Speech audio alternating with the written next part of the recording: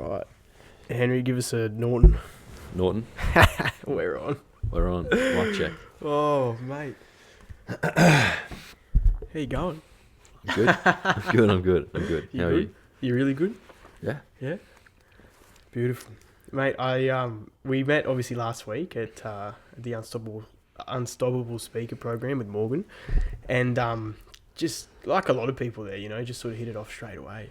But I was really drawn to the energy and especially the work that you do. I remember we were having a chat on the first or the second night. Frey wanted to go home. I'm picking your brain, and you open up the world of neurocoding to me. And when you are learning about something and you're just like, it's like you say you watch your favorite TV show and you're just glued to the screen.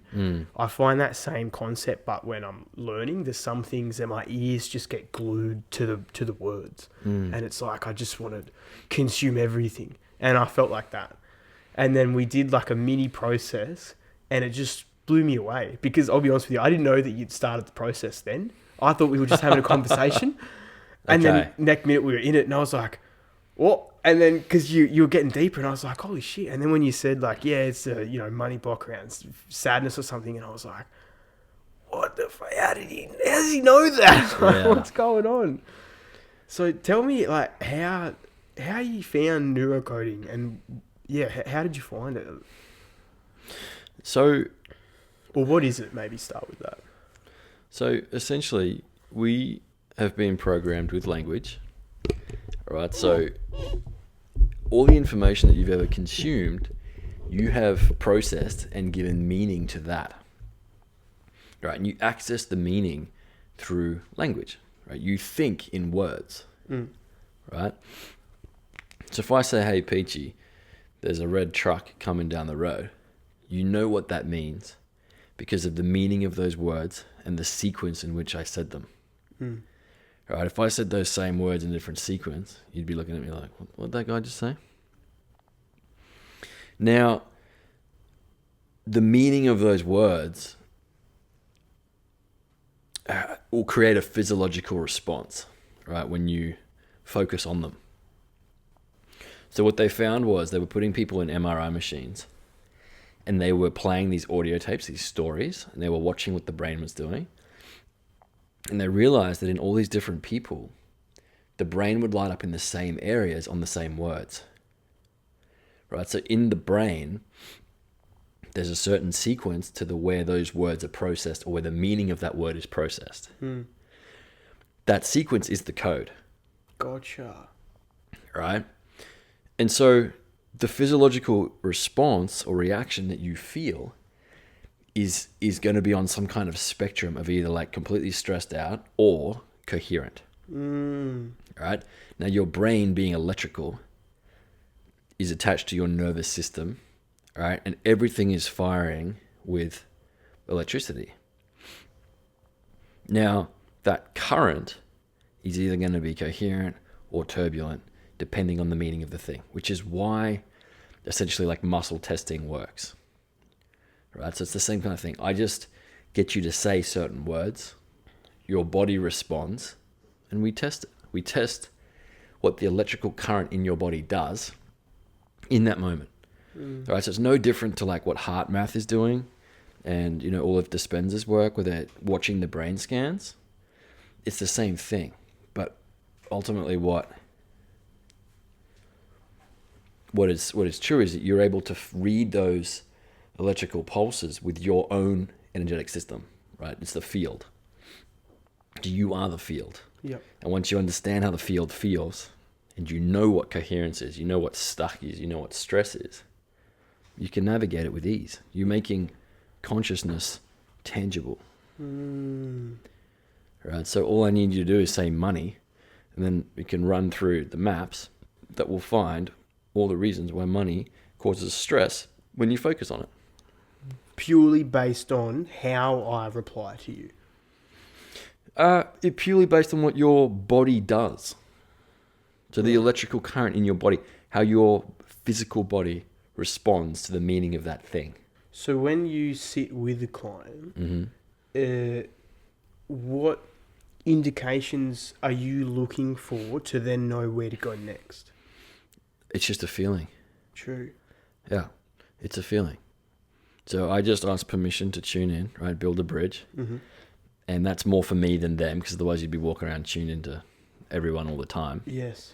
And then I've done so many hours of this now that I just know how it feels. So when you speak and I have made that conscious connection with you, I can feel your system. Mm. And it's curious because you can test yourself all the time, like just by pointing on things. So I can even feel my own body, just the laptop, right? That electrical device causes me some kind of stress. Yeah, right. Yeah. And then you would just track it and you would clear it depending on what it's about. Is this something that can be learned, or is this a gift that particular people have? No, it's absolutely learnable. Yeah. How did you discover it? So I was in Thailand, Yeah. doing a fast, and I met a guy at this retreat over in Copenhagen, and we got chatting because I was doing a lot of healing, a lot of Reiki, a lot of quantum work, and I'd already kind of understood the power of language through things like access consciousness and spells and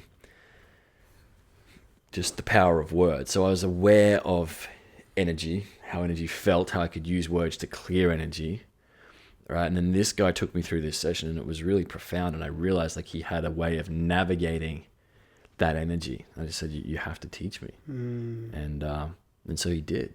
And so I spent some time like learning off this guy. We would do Zoom sessions, and I would watch like recordings of him working on other people. And that's how I kind of fell across it. And now, like, because you have your coaching business, or what would you call it? A coaching business, a healing business? What would it be? So I started working with people as a PT from a young age, and I loved that, doing the training in nutrition, and I really learnt like the power of the body and the mind and just people's behavior. And you work with people closely for so long, like you just kind of start to see the same patterns and things. And in time, like I had my own frustrations with PTing and that I would sort of step in and step out of it. But that's where I kind of fell in love with helping people. And then just as life goes, like I took different paths, and I found myself not kind of where I thought I would be, navigating, separation and different things. And that really set me on this journey of like, who am I? When I'm not the PT or the guy that joined the army or the business owner or the this or the that or the compliance manager or the dad or the son or who was I without all the labels?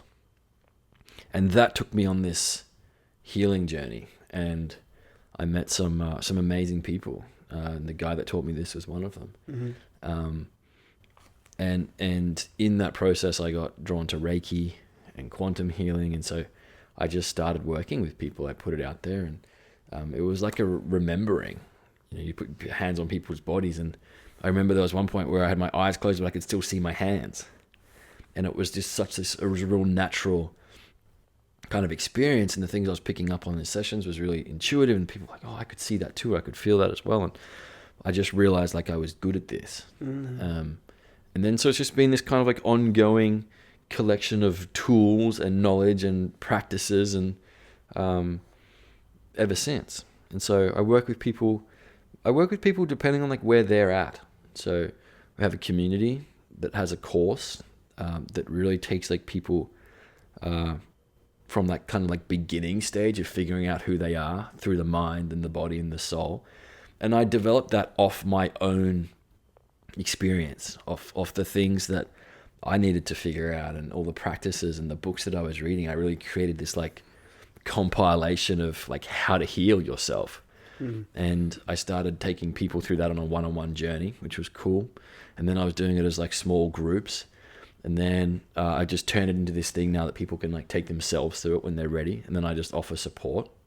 And then for the one-on-one stuff is like I do the holographic work, I do other things as well, but it's like it's a navigation system that enables me to just test and feel like, what does that person need with accuracy? There's no more kind of woo-woo like guesswork. It's like, does your body need this or this? Oh, it needs this. Okay, cool. and I love it. I'm yet to find anything more effective.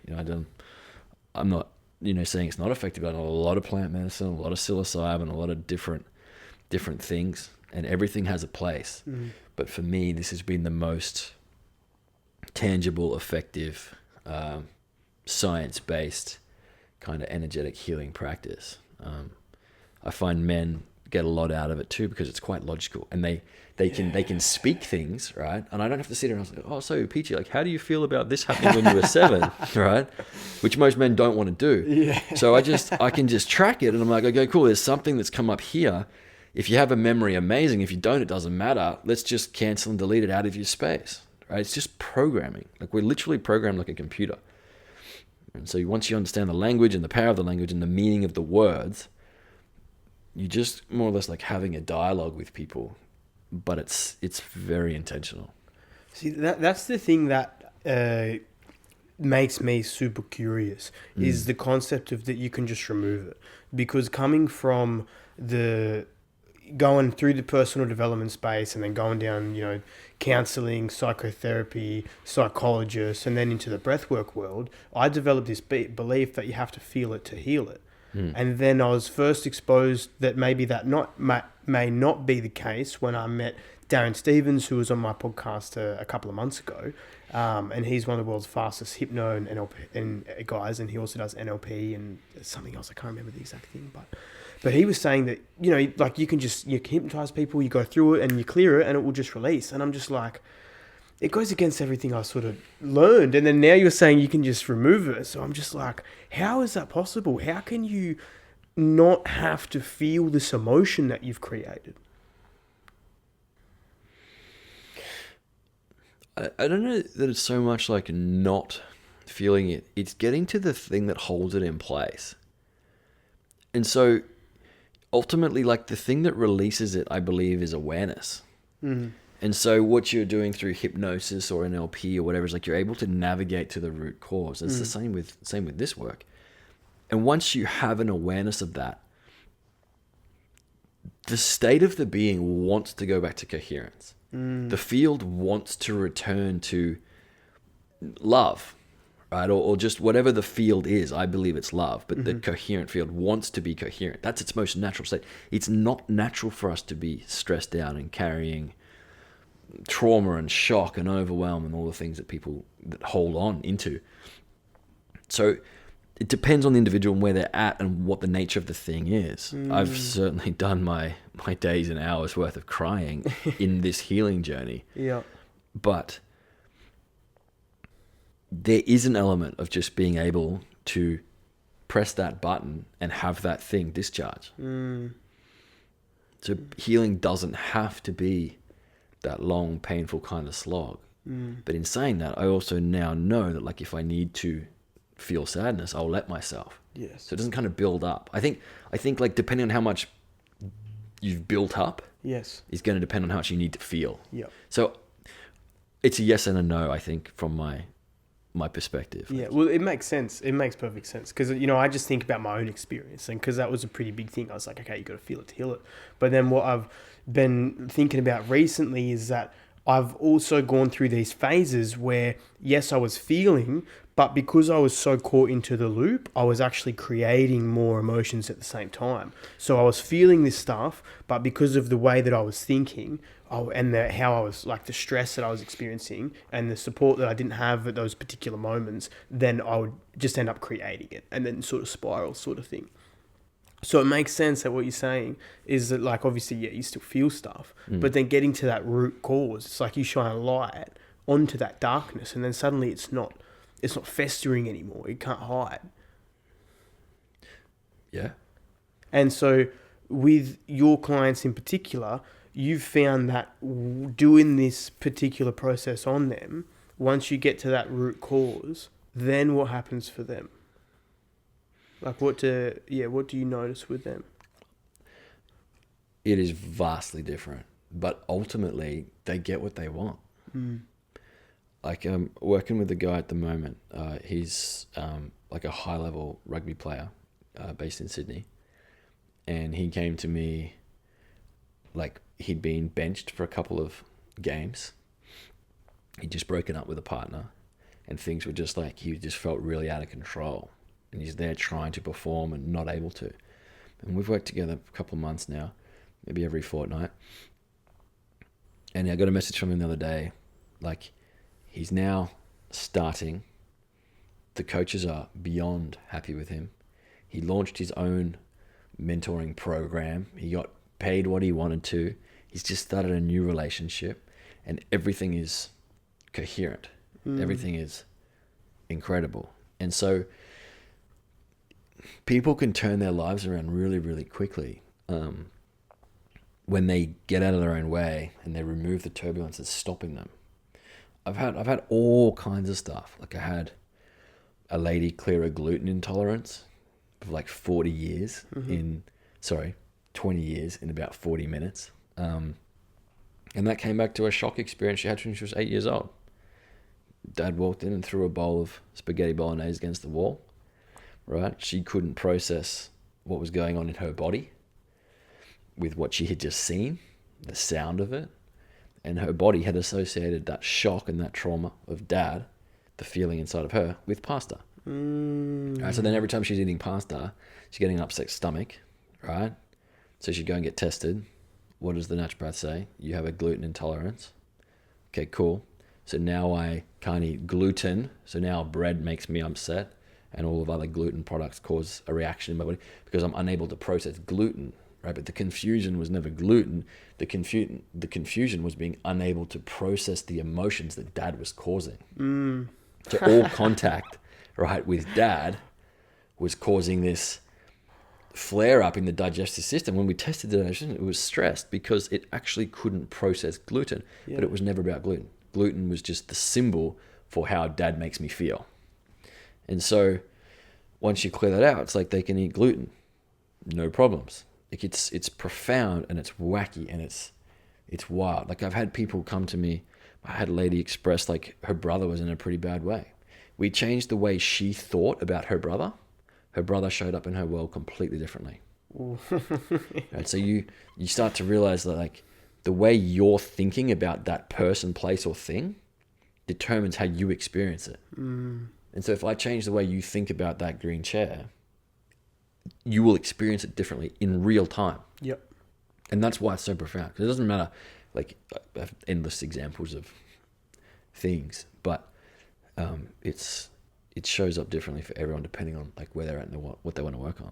Well, it makes so much sense. Like, I had a similar story in that I was diagnosed with celiac disease when I was like 3 or something like that.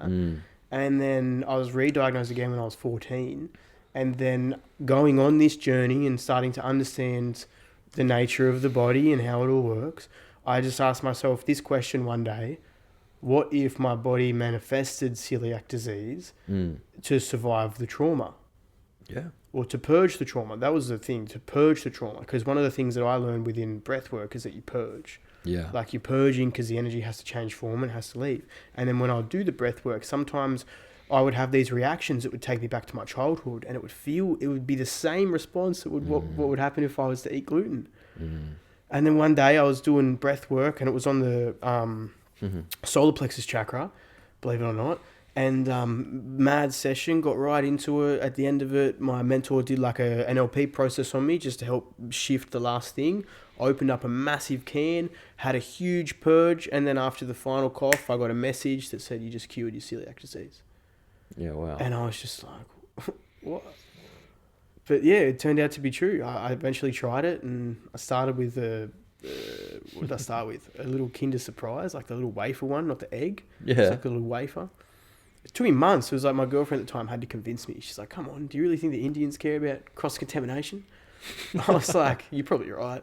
Let me try it." Yeah, tried that. Nothing happened. Next day, I had 2 slices of pizza. Nothing happened. Then I had 12 beers and a packet of chicken wings, and I was just a little bit hungover. And I was just spun out like, oh my days. Yeah. But it makes so much sense. It makes so much sense. Yeah. Most allergies are just shock responses that the body has not been able to process. Yeah. Absolutely. And that's like why it's not common for people to have allergies in India. I'd go to someone and be like, "Does that have gluten in it?" And they'd be like, "What? Yeah. What is that?" Yeah. Oh no. The other thing we struggle with in the West a lot is authority complexes. Talk to me about that. Well, it's like the doctor tells you you've got a gluten intolerance, right? And now it's true. You accept it. I was working with a guy this week. He's done an injury. The physios have said it's going to take 4 weeks to heal and cure. And so we had to delete out the physio's authority over that so you could change the timeline, take it from being 4 weeks to 1 week to heal and cure. So it's, mum authorities, dad authorities, school authorities, society authority, like everything has some kind of authority complex. And you ultimately want to go through and just clear them all out so that you are the power and authority over your own being and how you think and feel, so that you can navigate what's right for me and what's not. It makes sense. Yeah. It makes sense. And like, because at the end of the day, like they're doing the best that they can with the skills and tools that they have. Like often they're doing what they've been grown up to believe. They're doing what they were trained to do, what they were taught to do. And so it's like, it's not necessarily anybody's fault, but then the fact of the matter is that, like we are the captain of this ship.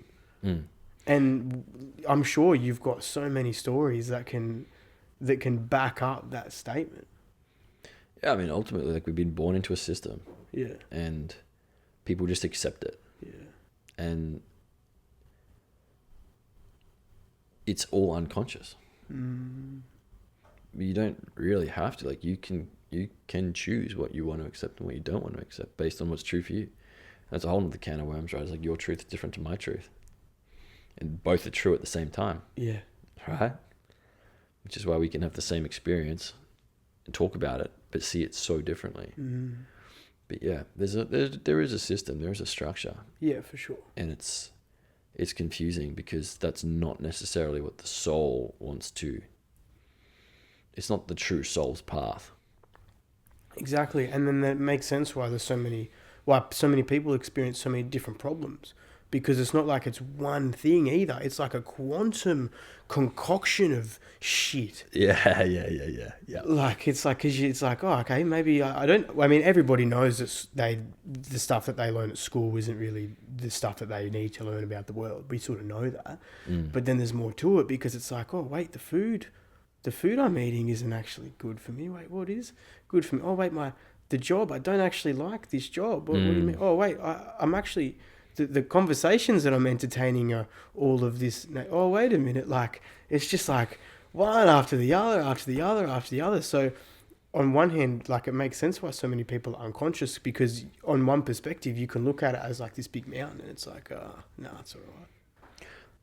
Yeah. I mean, I think the school thing is an interesting like one to look at, right? Because you know that school wasn't worthwhile now, yet we're still sending our kids through school. And we're telling them that school's a waste of time. So how confused are they? Like they're being told that this is a waste of time, you're not learning anything valuable, but you're still having to do it. You know, it's it's only in hindsight that you kind of have the knowing, but that's how you get it. And that's how you get it. That's how you get the knowing is by doing that thing and working through it, right? And then navigating from there.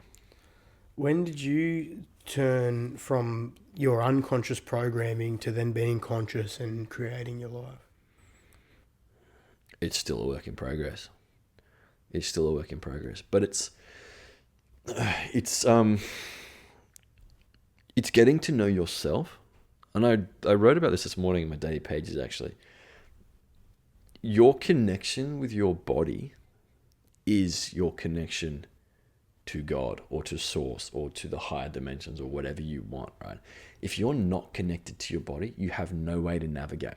The only reason I can do the holographic neurocoding work is because I can feel what my body does when you speak. Your body is the key. It's the key to all of the locks, right? And if we go into this, what is your body? Your body is nature. It's a part of nature. And what is nature? Nature is 100% coherent all the time. It just is. The vibration of nature is perfection. Your body is that. You're a soul having a human experience, right? But we go against our nature, right? Because we've been conditioned and programmed and told to and all of the rest of it. But if you actually just come back to your truest nature, you'll find yourself in alignment. And that's doing the things that make you feel good. But we think the things that make us feel good is eating chocolate, watching porn, and hanging up, staying up till 11:30 p.m. watching Netflix every night. We're treating ourselves with the wrong shit. Right? We're treating ourselves with the things that destroy the body, therefore the connection to something higher than you. But if you go back through all of the ancient teachings and the text and all the rest of it, it's like the body's the temple, the body's the kingdom. You go into the body. It's not out there, it's in here. But how do you get the in here to be clear? You got to look after the body. You got to understand that the body is the portal. All right? And so by drinking good water and getting sunlight in the mornings and the evenings and, allowing that natural sun moon cycle to rule your cycles, you start to find yourself in alignment. And then you just realize like everything just is, and I am naturally supported. And now I can just have a human experience because my body's operating the way it's meant to. And I know what to do next because of how it feels. Not because I'm thinking. Thinking's the trick, right? It's trickery. It's a tool. The mind's a tool, just as the lungs are, right? But we've been completely disconnected from the body and we're stuck in the mind. We got to get back in the body and use the mind to, solve problems. But we solve the problems based on how we feel about them, right? So the more connected to your body, which is why breath work and things like that are so incredible, because you get to actually experience the sensation of the body. That's the key. That's the trick. The trick is to actually be connected with your physical body and then get your physical body feeling really good. And then honor it, trust it, listen to it, follow it. You can know, okay, I like that person, I don't like that person. Cool. All right. Once you realize you're not making up stories about like why or this or that, but ultimately your body knows. It's incredibly intelligent. And it's your heart, right? Your heart is your body. Yes. It's the field and all the rest of it. So, well, that's been my biggest lesson this year is to trust my intuition, because there's been a few moments where I've gotten a big feeling, and I thought I knew better, and then I would go on this journey to then end up in a position where I was like, no fucking way. He was right. Yeah. Get out of town. Yeah. Have you talk, I love the talk on the body. I really do, because it takes me back to when I listened to a podcast with Russell Brand and Stephen Bartlett. And it was one of those things that he said that just hit me. And he's like, the body is the key. So, were you always connected to your body? Yes and no. Yeah. I remember being, I don't know, maybe 9 or 10, and like I just swam 50 laps of a 50-meter pool. Yeah, right. And it was almost like this kind of trance state, and I loved that feeling. And exercise became an outlet. I remember being probably around the same age, and my mum took me to a yoga class. At 9? Yeah, and I didn't know what I was doing, but I did the thing, and I enjoyed the stretching and the moving and all the rest of it. And I remember laying down on the mat at the end and closing my eyes and just seeing so many colors and actually feeling all the sensations in my body. Wow. And so my body and exercise became kind of like, I guess almost like my coping mechanism. And that's all I really wanted to do. I loved to train. All I wanted to do was be a PT. I was playing rugby in different sports, and I didn't enjoy those. I just liked the training for them. And that became, I guess, almost, I took that all the way, to the bad side, where it was almost like self-harm and self-abuse, and I wouldn't sleep and I'd be smashing pre-workouts and taking all kinds of things that I probably shouldn't have been, that certainly weren't good for my body, for more external validation, for more results, to be able to lift more weight, to be able to, push harder for longer, to look a certain way. And that, then the nutrition comes in, then it becomes a trap. And so it wasn't until I was 28, navigating who am I, that I stopped training and I stopped eating that way, that I kind of realized like how far I'd lost myself in the story I was telling myself that this is good for me, you know, and just really realizing like how beaten up I was.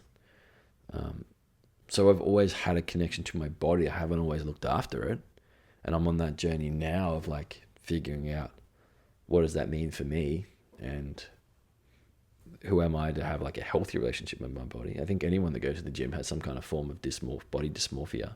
You know, you're either too big or you're too small, you're too skinny, or now I'm really strong, but now I want to be, you know, lean and fast or whatever. Like there's always that next thing. But so physically, yes. In terms of like emotionally, no, it's taken me a long time to actually really figure out and listen to how does my body feel and what's it showing me and teaching me and telling me. And how do you interpret that now without becoming obsessed? It just is. It's just a message. It's like up to me as to what I choose to do with it. And I get that often, this feeling of like everything's perfect, and it's just fully trusting in that moment that everything's perfect. And because every time you look back, you know it's perfect. So every time you look forward, you can also trust that it's going to play out perfectly. Yep. And in that, you kind of just get to surrender. Yeah. This is one of my visualizations that I've been doing recently to help do what exactly what you're talking about just there is I will visualize myself at 88 years old where I've got everything, and I've had it all for decades. And I just think, as an 8-year-old man, I think back to the 26-year-old person that sits here, and I'm like, what was I worried about?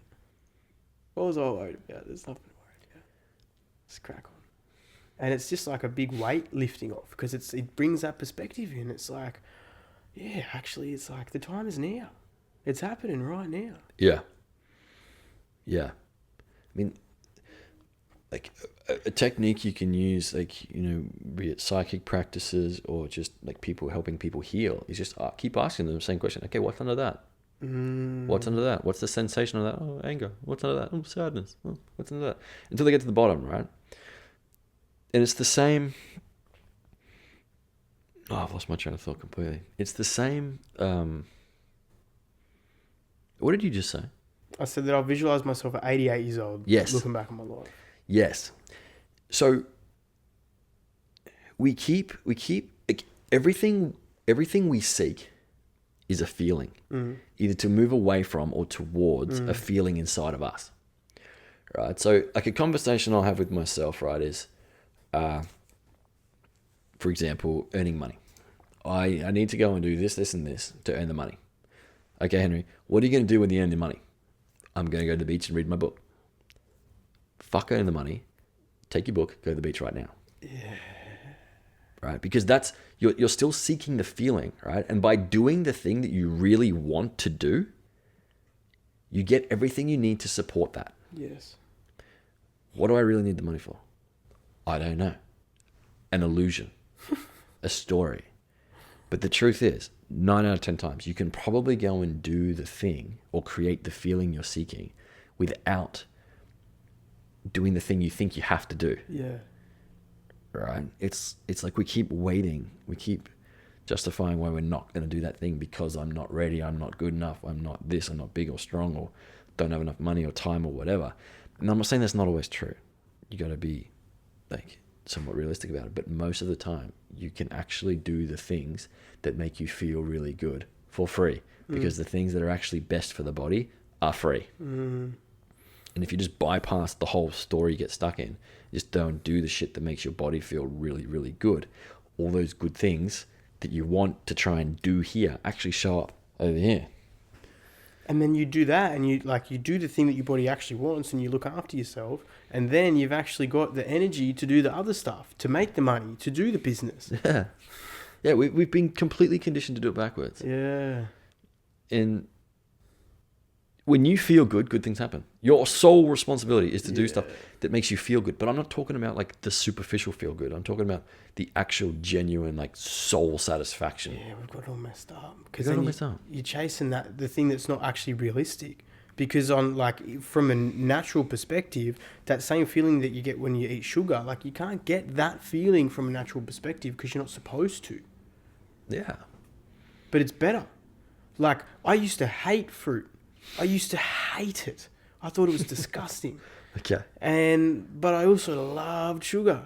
I love sugar, but then as I started to come off sugar, started to come off this processed stuff, wait a minute, this fruit stuff's pretty good. It's actually way better than what I thought it was. Yeah. And then now it's like, I have that, I still get the sugar, but it's like, it's a whole different ball game because it actually makes me feel good. Not just in the moment while I'm eating it, but like afterwards. And then my body feels better as well. Yeah. I mean, fruit's incredible, right? It's literally light. Yeah. The plant has taken all that sunlight and turned it into a piece of fruit. You're literally eating light. It's like the highest thing you can put into your body is fruit. Yeah. Talk to me about that. About like different vibrational things. Well, I mean, everything has a vibration, and it all sits on some kind of scale, right? And this is kind of this argument that you can't like have anything that you're not doing and being. Like you are what you do. Right? Like I can't sit here and have really shitty habits and expect my life to be incredibly peaceful and harmonic and coherent. It's not going to happen. You just can't trick it. Like energy is energy. You can't sit around, on devices, distracted, doing all of these things and expect to feel really good. Right? And this is like where it's kind of a polarity because truth is men are the happiest when they're doing hard things. Right? But there's nothing hard about sitting on your ass watching Netflix. No. To get up at 5 a.m. and to go and jump in the surf or go for a run or whatever. Like that's hard, but it's a different hard.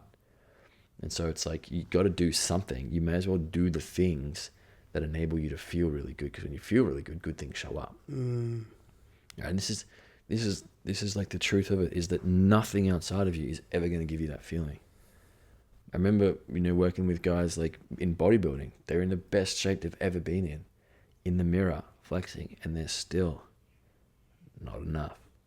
It's not enough. I need to be more something. It doesn't exist. If you create that feeling that you seek, how you look doesn't matter because you feel the way you're looking to feel. Right? And so it's the same thing. Like just do the things that give you the feeling that you want.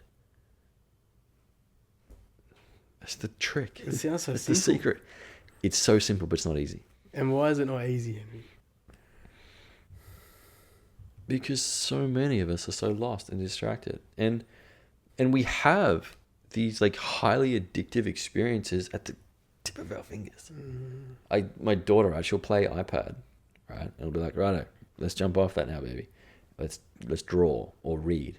And it's like the dopamine you get from drawing or reading is nothing compared to playing Roblox or TikTok or Minecraft or what they do on these things. And so there's a massive come down. There's no matchup. There's no correlation. It's just a massive void, a massive drop in chemicals in the body, right? But if you've been sitting in the car for 2 hours with no distractions, all of a sudden drawing and reading is very appealing. Yeah. And so we're just these little drug addicts running around addicted to our inner chemicals. Right, which is interesting because those chemicals are all released from the different glands in the body. And the glands are the portals, right, to the higher states of consciousness, which is, again, Dispenza's work is all about putting pressure on the pineal and understanding how, all the pyramids and triangles inside of us are just the links between the different centers and the different glands. But yeah, everything comes back to chemicals. It's the same thing when you speak and you say money and your body goes into stress. It goes into stress because there's been a release of chemicals that go, this is dangerous. The mind has no concept of whether money's real or not real, or just we're simply looking at the meaning of money to you and your system. Causes stress.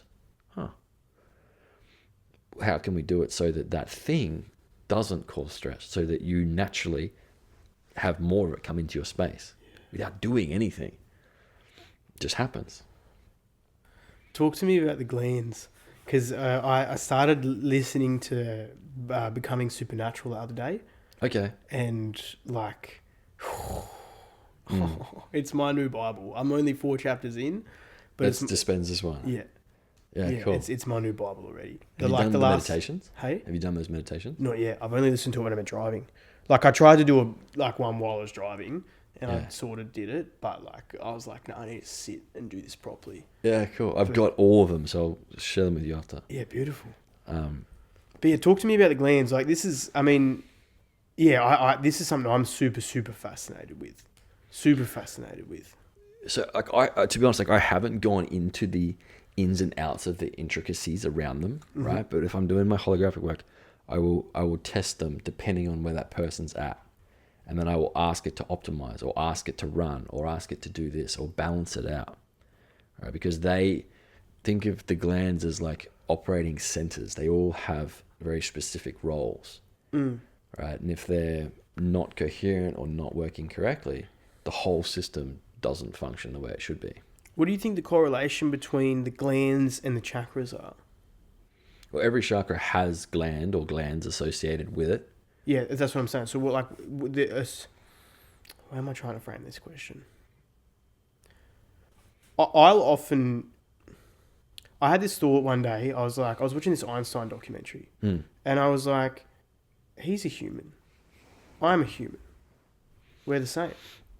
And then from that moment, I started to believe that I could figure out really cool stuff, and I started to build my puzzle of what I think this world is. Yeah, cool. Have you done something like that, trying to figure stuff out, or what you suspect things are, or how things work, or the body, or the consciousness, or dimensions, or glands, or chakras, or anything like that? All the time, all day, every day. I love it. So yeah, within that, like, what have you been thinking about, and what have you figured out, or what are you thinking of? Yeah. Does that make sense? Yeah, it does. I just don't know where to start.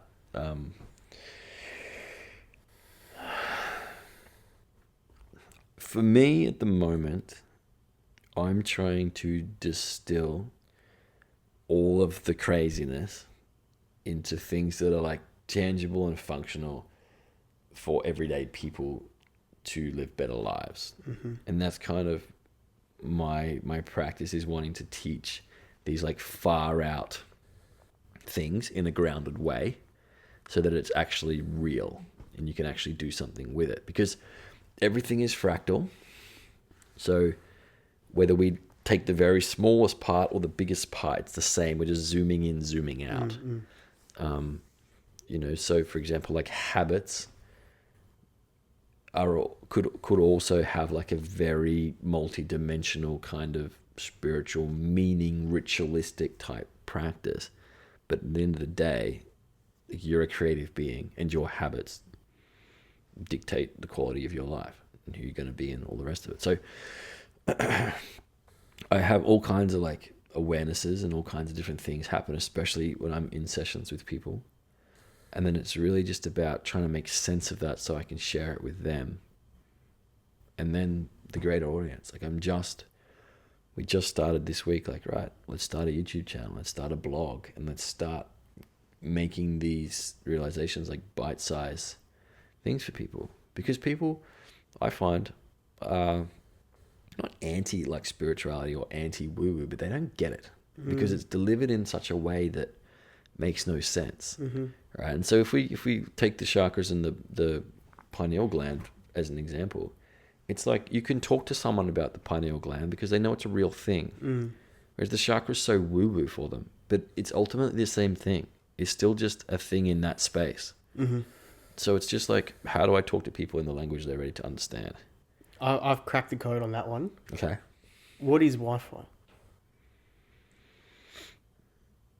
Bluetooth. Can you see it? They're frequencies. They're Right. just means of information. But that's what I mean. That's what I say to people. I'll be like, what is Bluetooth? Can you see it? No. Does it work? Yes. Chakras are the same. But it's just in our body. Yeah. Yeah. I mean, it's electricity too. Yeah.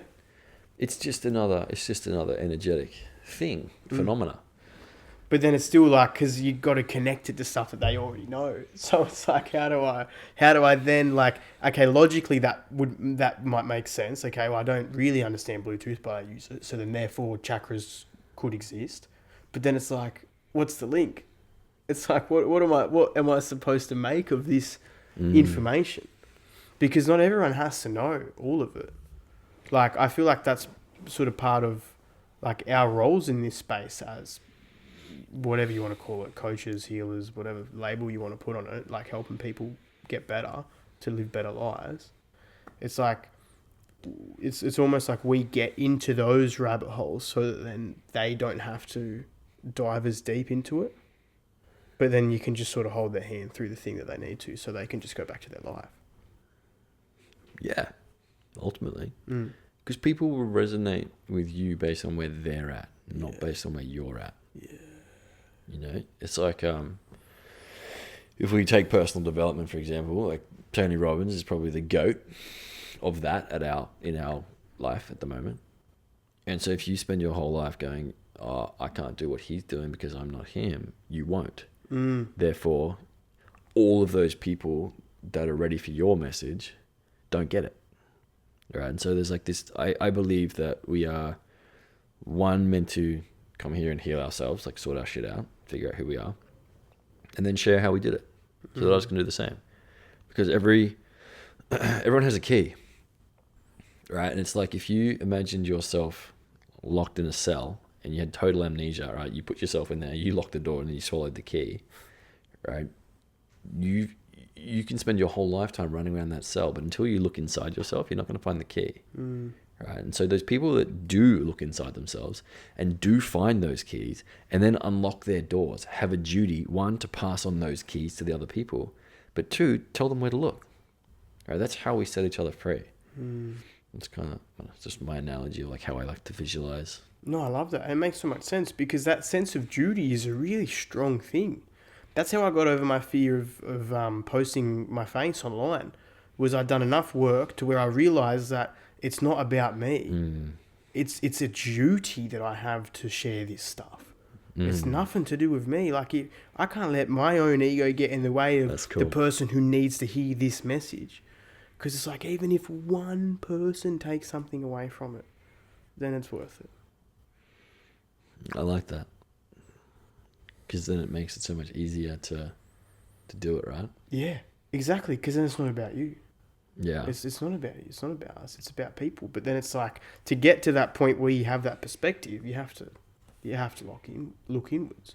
Because if you don't care about yourself, then why would you care about other people? Now, some people, that's their whole jam. They put other people before themselves. They're an expert at caring for other people, but they're terrible at caring for themselves. Yeah. But then, yeah, like, it still doesn't change the fact that we have those answers. Yeah, I mean, coming back to like there's people that, you know, go above their means, so to speak, to support others when they're not supporting themselves. Like, it's not honoring. No. And there's a disconnect in that. And that's their biggest wound, you know? And you can feel when people are coherent when they're not. And so, you know, a teacher of mine, you know, used to get me to ask all the time, is this honoring? Is it honoring for you? Is it honoring for me? Is it honoring for us? You know, because it might be honoring for me, but it might not be honoring for you. And so, is it honoring for me? Yes. Is it honoring for you? No. Is that because of the timing? Oh, okay, cool. So you have to just like, you can ask all the time. And it's just important, I think, to live with intention so that you are asking. You're not just doing for the sake of doing. It's like, what's the point in that? So yeah, I think honor is an energy that really sorts out that kind of like, what am I doing that I shouldn't be doing? And I'm just telling myself a story that it's good. Yeah. You know, is it honoring for me to go to the gym 6 days in a row when I'm crippled? Probably not. But could I still justify in my own head that somewhere that's the right thing to do because of hustle culture? And probably. But is it honoring? Debatable. Yeah, I love that. I love that because it's so true. It's so true. It makes me think of this video I watched of Jordan Peterson when I was still early on in this journey. And he's like, sit on your bed and ask yourself, what is one thing that I'm doing now that I shouldn't be doing, that I am willing to stop doing, or something like that. And he's like, you will get an answer. You will get an answer. You'll know straight away. Yeah, exactly. Yeah. Exactly. And often it's the thing that you don't want to do. Yeah. It's like, for me, the biggest thing that I had to overcome in the last 5 years was smoking weed. Okay. I made so many excuses to keep this thing in my life, and it served a phenomenal purpose. Like, I really, that is not the problem. It was always my relationship towards it, but then it turned into an ego thing, because I was like, I will make this work. I will keep this in my life. Force. I will. Yeah. It was just all, yeah. I mean, I started smoking marijuana young, like probably 14 or 15, I think. And I think everything has a vibration, which we spoke about before. And like, say marijuana vibration is here in terms of like your state of consciousness. And if yours isn't there, it's going to raise it. Yes. Right? But in the big scheme of things, marijuana's here, and like enlightenment's like up here, right? And so if you can't expect to like keep ascending if you want to like keep playing on level 1. You know, like they say, it's the gateway for a reason. It is. It's the gateway to higher levels of consciousness. Yeah. But you're not going to access them if you want to keep, like, let's just say it's like vibration 100. You're not going to reach vibration 1 million, like doing the shit that you did on vibration level 100. You've literally just described my whole journey with it, because that's what it was. It was like, it gave me a peek into actually like feeling okay in my body. Like, it just gave me a glimpse into the world of like, holy shit, it's easier to exist. And then, so as I did more work on myself, I started to come up here. I still honored this so much, but then I started to go up, and then it's like, what the fuck, what's going on here? And I remember like in grade 9, right? Like on a Friday, like it was the height of the week. Like you'd go and buy a fifth one, and you'd have kept the fucking chocolate milk bottle from the bin at school, and you go to the Coles and buy, like, I used to eat those like lollygoggle bliss bombs, like the caramel popcorn, right? And you just get so baked that you couldn't talk, and you'd sit there and watch like MTV or something, like in Kanye West music videos. And that was it. That was like the coolest. Like, I loved doing that, listening to music, just sitting there. I close my eyes until I feel like I'm falling backwards, and then you're like, oh, I'm still here, and then you do it again. Yeah. And I remember, like, same as you, getting to the point where it no longer made me feel good. And I still to this day like get sad that I have this like love for the kind of like the vibe that it would give me, without being able to do it, because it actually makes me feel terrible. When we're living in Thailand, the last couple of years, like, it's all legalized. You can get it everywhere. And couldn't do it, wouldn't do it, because it just would make me feel terrible. Yeah. So I think everything like is a stepping stone on the path. Yeah, 100%. 100%. And that's why I honored it so much. Like, that's why I had so much love for it, was because I was like, wow, like, this is just amazing. Like, I love the way I feel. But then it would evolve as well. Because initially I was like, I would use it to, like, for brain rot, or to watch The Office, or like whatever. Yeah. But then I started using it to meditate. And like, that was really, really, really cool. When I started to use it to meditate, I had a lot of fun with that. There was one meditation in particular where I'd had some time off it. I think I had like 5 days where I didn't. Okay. And then I had some really spiritual conversations in that time as well, like really developed my consciousness. And then I was so keen to get home and smoke and go to the sauna and meditate. And I parked up in the corner in the hot seat of a packed sauna and just left my body. And then I was putting together my puzzle pieces of the world, and it was just like, it was phenomenal. Yeah. But then I never reached that again. I never hit that again with smoking. Like, it gave me a glimpse of what's possible. And I would hear people say, especially people like John Demartini, he would be like, yeah, you don't need those substances to reach those vibrations. And I'm like, what? Bullshit, bro. You're getting high. Like, what are you talking about? But then now I feel it. I actually get it. I actually prefer meditating when I don't smoke. Yeah. I prefer existing when I don't smoke. I prefer doing everything when I don't smoke. Yeah. Because it's like I finally got myself to a point where I've raised my consciousness, but then I've let go of that attachment to it, and I've gone, actually, I'm not really honouring myself by doing this. Like the me that I love actually loves to be sober. He loves to go to bed early. He loves to spend his spare time on the business, not on brain rot. He loves to dream. Okay, what if it's not that you've outgrown it, you've mastered it? Yeah.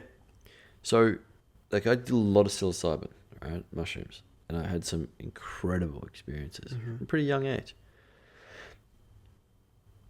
The way I would describe it to people was like, it's like if you go down to the beach on a busy day, you have no idea what you're looking for. You're not going to find your way around very easily, right? But if I say go down to the beach and look out for that big red ball, you know what you're looking for. So you get down to the beach, it's super busy, but you're scanning, there's the big red ball. And that big red ball is the state that marijuana or psilocybin or LSD elicits in you.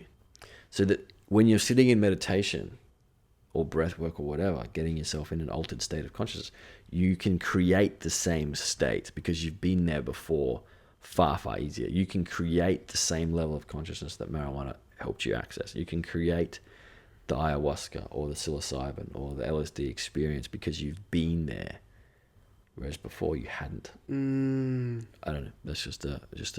Oh, it makes perfect sense. It makes perfect sense. Like, I've no regrets whatsoever. I had so much fun. Much fun. And I learned these lessons. And I think part of my journey was I had to feel I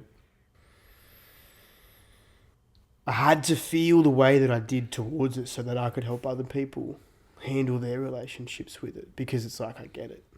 Yeah. Like, I fucking get it, man. I get it. But then to also serve as that, what's the word? It's proof that it can be done. It can be done. You can master that relationship with it.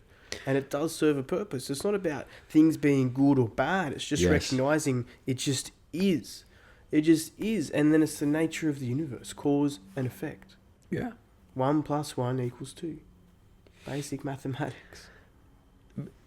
100%. And it comes back to what we said before. It's like everything you do, is either create or move away from a feeling. And if your base feeling, because you make so many good choices in your life that align with your highest truth and your soul true self, and that's your now base, smoking weed doesn't come close to it. Because your base is better than any alternative. So why would you choose that? You don't. And that's when you start to, like, I think, really evolve, because it's like nothing outside of me can make my state better than me. That's it. You know? Do you feel that all the time? Man, like Monday morning, I think I daily paged this thing because I'd sat on my computer all over the weekend, because last week was the busy week with the course, right? And so I was playing catch up, and I spent pretty much all day Saturday, Sunday on my laptop, and I felt terrible. And by Monday morning, I wrote about this in my journal, saying, I'm so grateful to having realized that, like, my normal state of being is actually really good. And when I do these other things, I can feel that this is less than where I should be normally. And it's just like, it's that reminder, because you've got that kind of conscious awareness of, this is my center, this isn't, but nor is this. And so it's just like, okay, cool. This is me now. And it's not until you go back and do that thing that you used to do, right, that you realize how far you've come. You know, if you went and bought yourself a FIFO tonight, and, you know, you'd probably be like, it's not as good as I normally feel.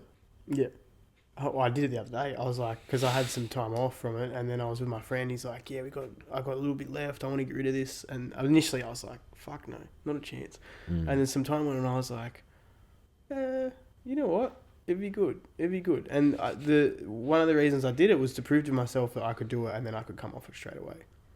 Yeah. It was like, I just wanted to just show myself that I can do it and come out of it. But then I also got to reaffirm how fucking much I love being clear and sober. And then I don't need it. Like, one of the things I used to smoke it for was to tap into the ether and get all my downloads. And then it's like, I don't need it for that. Give No. me 8 hours of sleep and a black coffee on a walk, mate. I'm Yeah. buzzing. Yes. Buzzing. Yeah. Yeah. Come back to your earlier question, like, what's one of the things I'm toying with at the moment is this idea of, can you do a shit thing with a really pure intention and have a positive outcome? Define shit. Like a bad habit that like doesn't serve you. Yes. Well, it depends, because like I think back to when I used to smoke and meditate, and it would just shoot me up, and like that was fabulous. I got so much out of that. Or when I would smoke and watch Netflix, and I'd be thinking about all my business ideas and planning all my stuff and blah blah blah. Like I had so much fun doing that. But that's where you are then. If you did that now, Oh no, not a chance. this is what I mean. But even like I would argue that. So like for me, my understanding is that consciousness will only continue to expand. So every experience and person and conversation and thing and thought that you have expands your consciousness. It's only getting bigger, and you're only getting more and more aware, right? Your consciousness can only grow. Your vibration can absolutely fluctuate. If you started to make really poor, shitty choices right now, your vibration would drop very quickly. Yep. Right? And therefore, now you're attracting in the experiences that resonate with that level of vibration. It's your duty to get your vibration as high as possible, as much of the time as possible, so that you can continue to expand your consciousness and continue to grow. But if you keep making shitty choices, your vibration drops. So something I'm wondering about is, could you still do one of those things that you perceive to be shitty and negative with a pure intention and actually have it raise the vibration? I don't know. I reckon, sure. I don't know. I reckon you could. Because I just think back to like, does it mean I'll never smoke weed again? Absolutely not. Like I'll definitely smoke weed again. But it just means that like I don't need it to live anymore. I don't need it every day. And because it was a big part of my life. But like I don't need it. But then it's like, if I was going to do it, it would become more ceremonial. It would be like, I would be super, super intentional about it. And then just treat it as like a science experiment. Just be like, okay, let's see what happens. Yeah. Let's just see what happens. Yeah. But then, yeah, like it's an interesting question, because those things, I don't know, do they meet you where you're at? Like, because I used to hold this belief for a little bit that weed makes you more sensitive, and that if you experience any negative thoughts or emotions, then that just means that is trying to come through. And then so you have an opportunity to deal with that in real time. And so it's like, because it's not, the weed isn't bad, it's your perception of it. So if you're having a negative experience on it, then that just means that you've got to clear some shit. But then I don't really believe that anymore, because of how much I love to be sober, and how I've just like I've really tried to keep it in my life consistently, but then I'm just keep finding out that it's not the answer anymore. What do you think? I know you say you don't know, but do you have a suspicion? I think if you know it doesn't serve you, there's no amount of storytelling you can tell yourself that's going to create it to actually have a positive impact on your life. I don't think so. How do you tell the difference between intuition and a thought? So the way I taught myself was when I would ask myself, am I thinking about this or knowing about this? Because for me, my intuition is my knowing. It's my clear knowing. And if I have to ask that question, You probably think. I know it's thinking. So if something shows up in my space, I will ask myself, is this mine? And I know, because, so like I've set the intention that when something comes into my space, I have an awareness and I ask the question, is this mine? And so I've come to learn that if I ask the question, is this mine? I know that it isn't. If I'm sitting here with you and I'm thinking, is this true? I know that it isn't. So how do you know the difference between an intuition and a thought? Thoughts are distracting. Knowing is subtle. It's here. For me, it's here. Thinking is like up here. But knowing is this. Knowing's my body. But I used to ask myself all the time, am I thinking or knowing about this? Yeah. And that helped me really kind of figure out what was mine and what wasn't. Talk to me about, and like I want to do this in some sort of rapid fire way, just to like deliver value to the people who are nerds for this stuff. And so what I want to pull out of you is like thinking about your clients, like you've got your wounds, and then you've got like the stories that were attached to them, and then the stories that they tell themselves, sort of thing. Like, because you start here, and then you get down to the root, and then you pull the root out. So like the connections, like this is a story, a common story connected to this common root. If that makes sense. Yeah. So like, yeah, does it make sense? What's the question? So like, run me through. So for example, like run me through the root of like a client, and then the story that was attached to it, like up here. So like maybe the root is like, I'm not enough, or I'm afraid. And then what is the story that they're telling themselves up here? So I guess that would be more coaching work, which I don't do anymore, really. I look at the energy of it. So for me, being afraid would be fear. So I would say, okay, there's a fear reaction to this thing. And that thing could be a pattern, could be a program, could be a trigger, could be a person, could be a facial expression. Yeah. Does that make sense? Yeah, it does. So let me reframe it then. So then in the line of work of the neurocoding, the first question that you'll ask someone, right, like their first response, and then take me to like the root of it. Like, what are the common connections that you found? Okay. So a big one is anger shows up very quickly, and 9 out of 10 times it's actually about sadness. Yes. Like that I see all the time. I see a lot of 3, 4, 5 step patterns that are based in emotion. So for example, I had, if I can remember, working with a guy the other week. Okay. And one of his confusions was between love and punishment. Okay, so he had a confusion between love and punishment because as a child, he experienced love by being punished. Yeah, right. Right? So teachers at school put you in the naughty corner because they want what's best for you. Yeah. You're not going out at lunch because your behavior was naughty, and we care about you, so we're going to punish you. All right? You get punished by mum and dad because they love you. So he experienced a lot of, I guess, like poor treatment under the guise of love. Yeah. He had a massive love, punishment, confusion. So he came to me saying, hey, in my relationships, I am getting to a point where we are backwards and forwards, and then I just fucking snap, and I just say all this nasty shit that I know is going to hurt them. Yeah. All right? And he's only done this with people that he actually like really cares about. And so we had to get into this whole concept of like what was going on here. And at the bottom of it, it was love and punishment. And the more he loved these people, the more he would punish them when he felt like they were moving away from him. Wow. All right? But what was interesting was there was a pattern playing out that triggered this thing. And the pattern was starting with the first emotion was blame.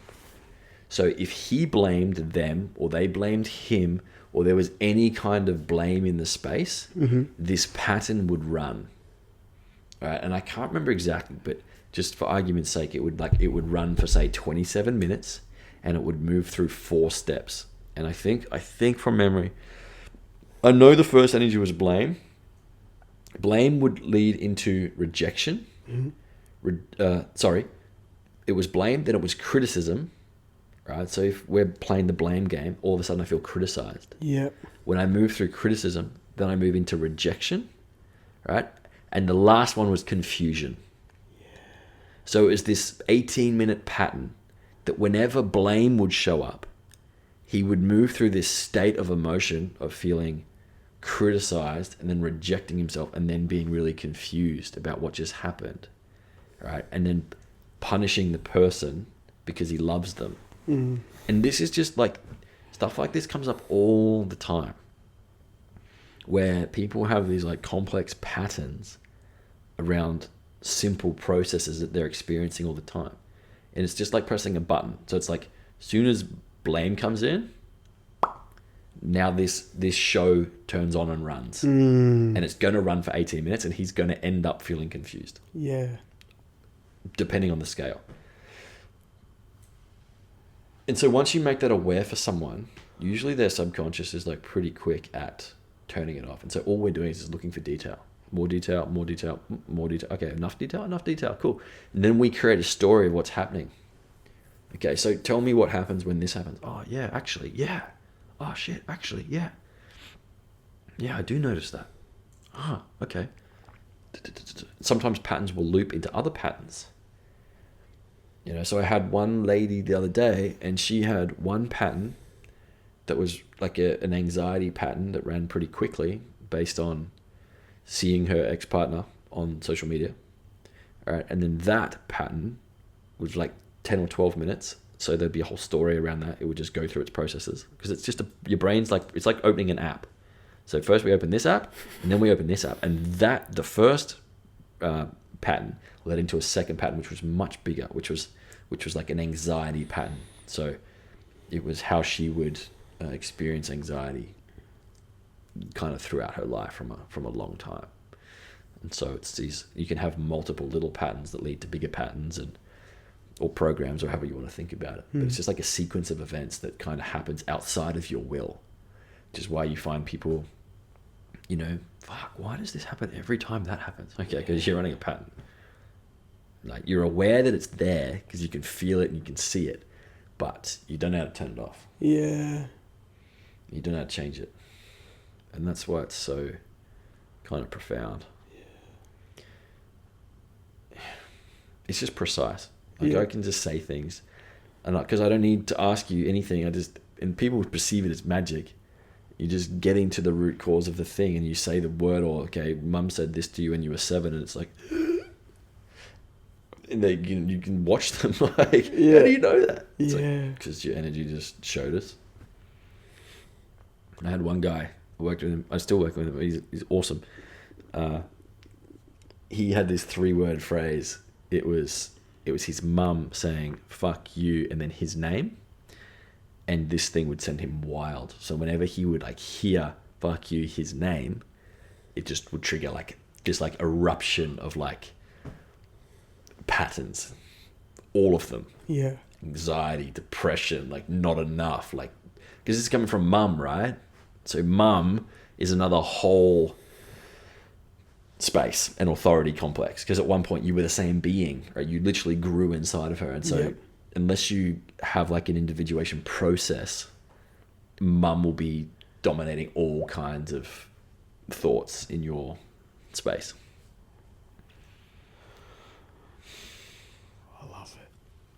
I love it. That was exactly the answer I was looking for. I just didn't know how to put it into words at the start. Everything. I just think of them as like wholes. So we'll start a word. We start with a concept, right? So for you, maybe it's whatever, money, like we did the other day. Well, if you want to, like, if you have the space, if not, it's all good. But if you want to do a demonstration live, I think it'd be fabulous for people to see. I've got nothing to hide, but it's up to you. Okay. Yeah, we can clear out something. I just need my laptop. I don't know where it is. I think it's in that bag. That's all right. Grab it. We'll have a drink of water.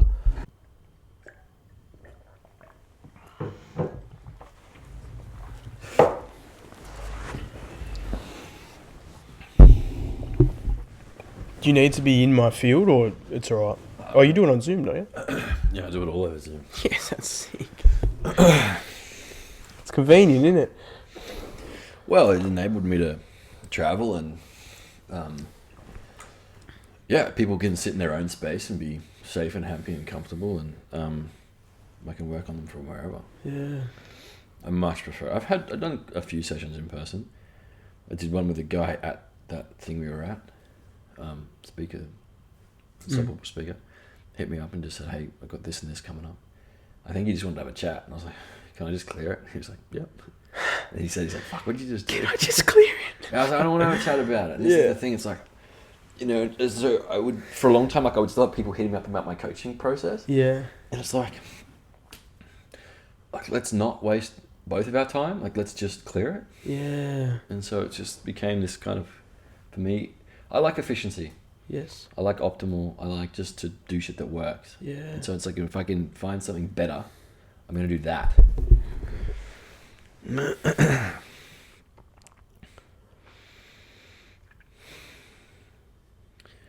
Alright. So I just quickly make a little file for you. Yeah, no worries. Peachy. And what do you want to work on? My heart. What about it? I feel like there's something in there.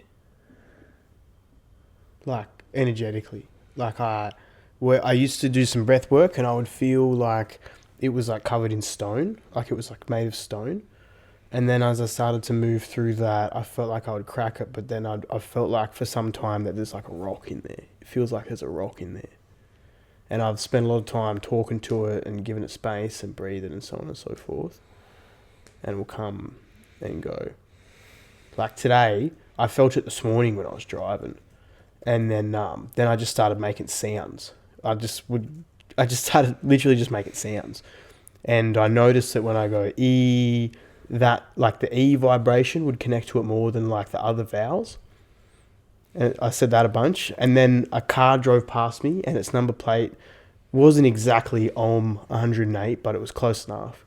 And then I was like, oh, okay. And then I chanted Om until I don't know if I did it 108 times or not, but I did it until I got to my destination. And then it was fine. It felt like a warm hug when I would chant Om. It was actually like, it was really nice. Okay.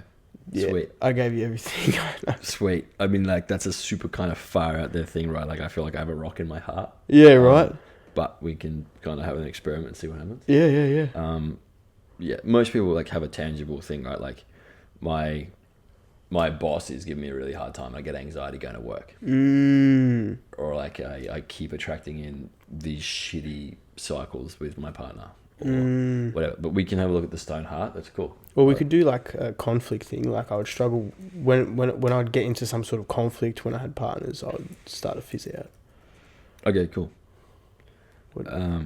Sweet. You can have a look at the stone heart and then have a look at conflict.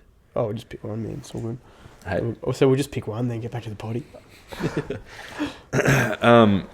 Okay, so Peachy, can I have your permission to tune into your energy and consciousness for the purpose of your self-mastery, your self-empowerment, your health, your wealth, your well-being, everything you wish to become aware of, create or change just for this session? Yes. Okay, and so please reveal your subconscious and your memory to you and to me so we can do this together. And you say yes if you're happy with that. Yes. Okay, and just say yes if you take responsibility for all the choices you make in your reality. Yes. Okay, cool. And so I build a bridge between myself and Peachy, and there's space between us. Okay, so I get straight away, I got to check your check-ins, right? So just say I'm alive. I'm alive. Okay, so there's a stress on that. Which just means that this is more important to you than your conflict in relationships or your stone heart, right? Subconscious mind, 1, 2, 3, Rage, anger, right? Self to self. Okay, I cancel and delete. I cancel and delete. Any and all anger towards myself. Any and all anger towards myself. Impacting my life. Impacting my life. Right, so there's a stress when you say that. Yeah, subconscious mind, 1, 2, 3, rage, anger, fight, defend. Is it safety or defensive? Okay, it's a defensive reaction. And is it to anger? Okay, so I know that you don't like feeling angry. Okay, so I cancel and delete. I cancel and delete. My automatic defensive reaction. My automatic defensive reaction.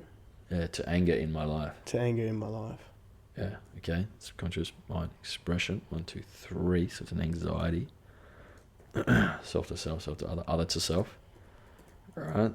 And is it female or male? And is this with dad? Actual biological father. Yeah, okay. Okay, so I cancel and delete. I cancel and delete. Anywhere and everywhere my father's anger Anywhere and everywhere my father's anger would make me feel defensive would make me feel defensive and impact my ability to be alive. and impact my ability to be alive. Take a deep breath. 1, 2, 3. A, B, C. Pain, punishment, panic. Okay. Okay, I cancel and delete. I cancel and delete. Anywhere and everywhere this makes me panic. Anywhere and everywhere this makes me panic. Subconscious mind. 1, 2, 3. A, B, C. Pain, punishment, panic, sadness. Right. So I cancel and delete. I cancel and delete. Any and all sadness in my space. Any and all sadness in my space. About all of this. About all of this. And we're just tracking. It's just getting deeper and deeper and deeper, right? Subconscious mind expression. Heart. Okay, heart is a portal. Heart's also about safety. So heart A. Whoa. 1. Okay. So this is your pericardium. This is like the big heart muscle. Keeps you safe. It's like a shield.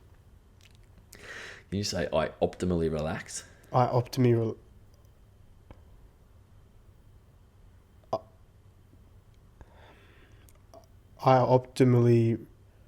relax.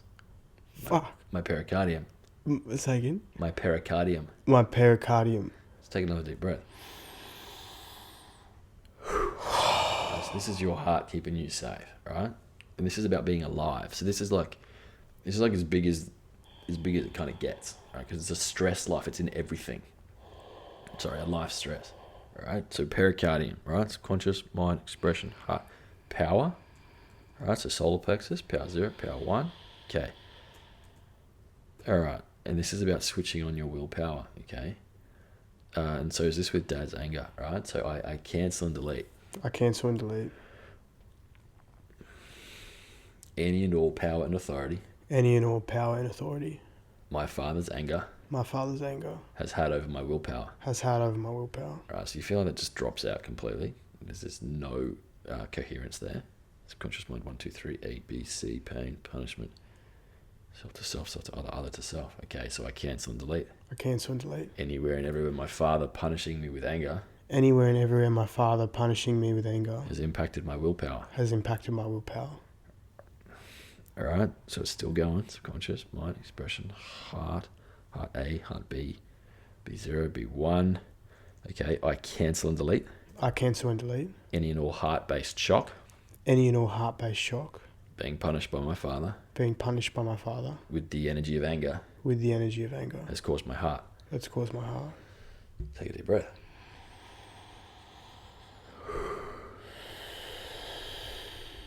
Right. Okay, so I switch on my willpower. I switch on my willpower. To be powerful and invincible. To be powerful and invincible. About this. About this. Okay, I optimally relax. I optimally relax. My pericardium. My pericardium. So I can keep myself safe. So I can keep myself safe. I am safe. I am safe. Yeah. Panic, sadness, emotional expression, defensive. Okay, I am alive. I'm alive. Okay, it's better, but it's not holding. All right, so that's the first kind of hole. So I'm alive is like the thing we're clearing. We're just going to like one part of that. Right. Right, but I already know now that we've got a whole complex around the energy of anger. Uh-huh. Right, and then what's going to probably be shopping into that is sadness. Yep. Right, but we'll keep tracking. Subconscious mind, 1, 2, 3, rage, anger, fight, defend. Right, so this is like, because this is on alive and it keeps showing up with defensive. It's this kind of like constant back foot. It's like I'm always ready to defend myself. Right, so I cancel and delete. I cancel and delete. My automatic defensive reaction. My automatic defensive reaction. To being alive. To being alive. All right, so that doesn't hold. Subconscious mind, expression, heart A, heart B, B0, B1, B2, B3. So this is a heart-based anxiety. I cancel and delete. I cancel and delete. Any and all heart-based anxiety. Any and all heart-based anxiety. Being defensive causes me. Being defensive causes me. Okay, subconscious mind expression, 1, 2, 3 again. Yep. So self to self, right? This is your self-talk about your life, making you anxious in your heart, right? Mm-hmm. So I cancel and delete. I cancel and delete. Any and all anxiety. Any and all anxiety. Caused by my self-talk. Caused by my self-talk. That makes me feel defensive. Makes me feel defensive. About being alive. About being alive. Right, so that holds. Okay, so we want to override that, right? This is ultimately the bottom of this, is the way you talk to yourself makes you anxious about your life. All right, so I change the way I speak to myself. I change the way I speak to myself. All right, so that's not holding, right? I change is fine. The way I speak, right? So this is about speaking. Just curious that we met on a speaking thing. I change the way I speak to myself, right? But we've got stress on speak. So just say I speak. I speak. Subconscious mind expression. Heart A, heart B, heart C. Self to self. Can I ask questions now or should I do it later? Yeah. When you say that holds, what does that mean? It means coherent. What does that mean? Like, what do you mean? It means your system accepts that. And you can just tell. Yeah, I can feel it. True. Yeah, I use my hands to feel how it feels. It's like the same as an EEG or an ECG or like a MRI. It's like just testing the electrical current about that. Oh. Your hands are incredibly sensitive. Mm. Right? If you even just go like this and then put them together, you feel how much energy is there. It's all just electric. So this has come to heart space compassion, right? This is about value. So what's showing up is when you speak, your heart is going to stress about your value. So is it that you value what you say, right? That's where the stress is. So I value what I... It's big stress here, right? I can feel it discharging. So just say I value... It actually wants to be speak. So just say I value what I speak. I value what I speak. Right, subconscious mind, 1, 2, 3, A, B, C, D, danger. Danger, okay, so I cancel and delete. I cancel and delete. My danger reaction. My danger reaction. To speaking. To speaking. Subconscious mind, 1, 2, 3, A, B, A, B. Freeze. Okay, so I cancel and delete. I cancel and delete. My automatic freeze reaction. My automatic freeze reaction. When it comes to speaking. When it comes to speaking. Yeah, because it feels dangerous. Because it feels dangerous. All right, this discharging, I don't know if you can feel that. It's just starting to come off. All right, so you've probably been in trouble or punished for saying certain things. Yeah. All right, I can feel it in my throat. And so just say again, I value what I speak. I value what I speak. Okay, not yet. We'll work on that. Subconscious mind, 1, 2, 3, A, B. Freeze, submissive, right? So I'm submissive with my voice. So I cancel and delete. I cancel and delete. My automatic submissive reaction. My automatic submissive reaction. When it comes to speaking. When it comes to speaking. All right, I'm already getting this is about your truth, right? This is you speaking your truth.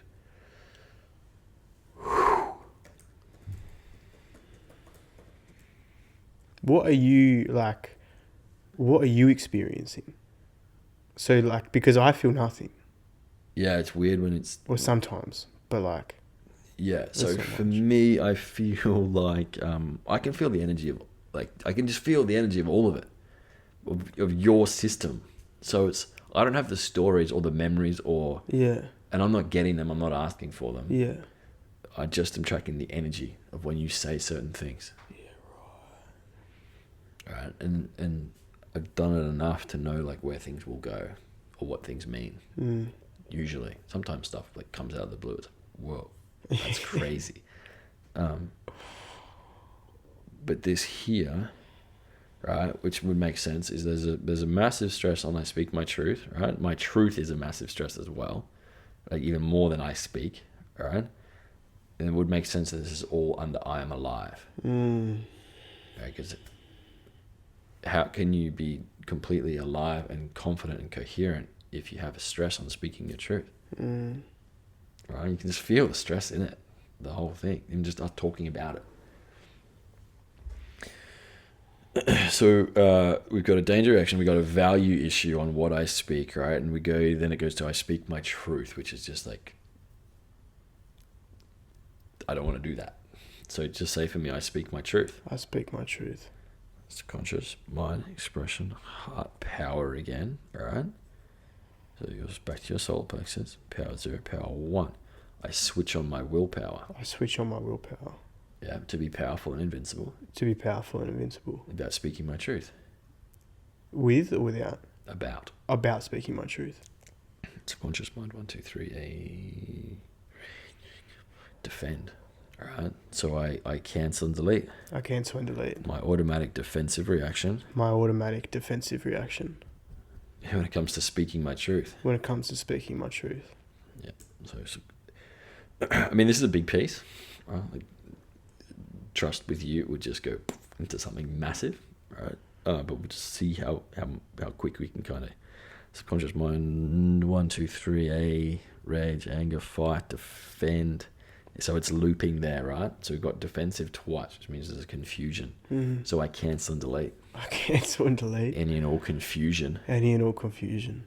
My truth causes me. My truth causes me. All right. So before I say the words, I'll test them. I'll run them in my head, like the truth, their truth, dad's truth, mum's truth, my truth, my truth. All right. So we've got a confusion around your truth.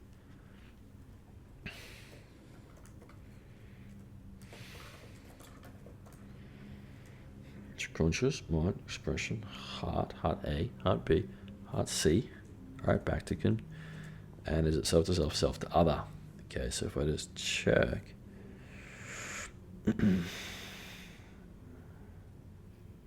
I love, I receive, I accept, it's I love. Is it yours? Can you just say, I love my truth? I love my truth. Subconscious mind, 1, 2, 3, A, B, C, pain, punishment. Okay, I cancel and delete. I cancel and delete. Anywhere and everywhere I've been punished for my truth. Anywhere and everywhere I've been punished for my truth. All right, and do you have like memories coming up on these things? Yeah. Right. So is there a particular moment that you can... Yeah. So... like no particular moment, it was a period of time. Okay. Just say for me, I accept I was punished for my truth about this. I accept I was punished for my truth about this. Right, so that doesn't hold, right? So you can't change it until you accept it, okay? So you don't have to share the detail. You can if you want to. You don't need to, right? Yeah. Subconscious mind, 1, 2, 3, A, B, C, pain, punishment, panic, sadness, loneliness, right? Rejection or abandonment, rejection, okay? I cancel and delete. I cancel and delete. Anywhere and everywhere my truth was rejected. Anywhere and everywhere my truth was rejected. And I was punished. And I was punished. About all this. About all of this.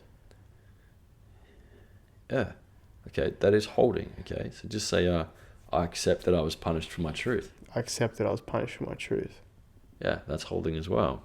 Okay, so you can accept it, right? So now you can change it. So do we need to change the way we think or feel, right? Think or feel. We need to change the way we feel about loving your truth. So you can't love your truth if you can't change how you feel about it. Because the way you feel about it now is not love. So I change the way I feel about my truth. I change the way I feel about my truth. So the stress is on feel, subconscious mind, 1, 2, 3, A, B, freeze. Right, we're not sure about this. I cancel and delete. I cancel and delete. My freeze reaction. My freeze reaction. When it comes to my feelings. When it comes to my feelings. About my truth. About my truth. Yeah. Okay, just say, okay, I love my truth. I love my truth. Almost. Subconscious mind, 1, 2, A, B. Okay, I comprehend my feelings. I comprehend my feelings. About my truth. About my truth. Okay, I love my truth. I love my truth. Yes, okay. So I switch on my willpower. I switch on my willpower. To be powerful and invincible. To be powerful and invincible. About speaking my truth. About speaking my truth. Yeah, okay. I value what I speak. I value what I speak. I value my truth. I value my truth. I value speaking my truth. I value speaking my truth. Good. So I change the way I speak to myself. I change the way I speak to myself. Myself is the stress on myself. Subconscious mind, 1, shock, overwhelm, mental overwhelm. So is it myself? Okay, I cancel and delete. I cancel and delete. Any and all mental overwhelm. Any and all mental overload. Alright, so I said mental overwhelm, you said mental overload. Overwhelm. It's cool, it doesn't matter. It's just showing us that you've got mental overload. Right, so this is on I change the way I speak to myself, and you've just said mental overload. Right? which just means, and the stress is on myself. So there's some kind of like mental overthinking about the way you see yourself or you speak to yourself, or like just your image. All right, and remember, this is all under I am alive. Yeah, so it's everything's in the context of that, right? So is this the way you see yourself, the way others see you? It's the way you see yourself. See or speak? See, okay? I change the way I speak to myself, but the stress is on myself, and it's because of the way you see yourself. So I change the way I see myself. I change the way I see myself. All right, stress, subconscious mind, 1, 2, 3, rage, anger, self to self. Okay, I cancel and delete. I cancel and delete. Anywhere and everywhere I see myself. Anywhere and everywhere I see myself. Angry with myself. Angry with myself. I change the way I see myself. I change the way I see myself. Good. I change the way I speak to myself. I change the way I speak to myself. Yeah. Okay. I am alive. I'm alive. Yeah. Say I'm not alive. I'm not alive. Yeah. I am alive. I am alive. Yeah. Cool. So you can test if something's holding by saying the opposite of that. Oh. I'm not alive is a stress. I am alive. I am alive. All right. So that's the first piece in your puzzle. Was just anger, stuff with dad, not feeling powerful. All right. Heart-based shock, the pericardium, which you couldn't say.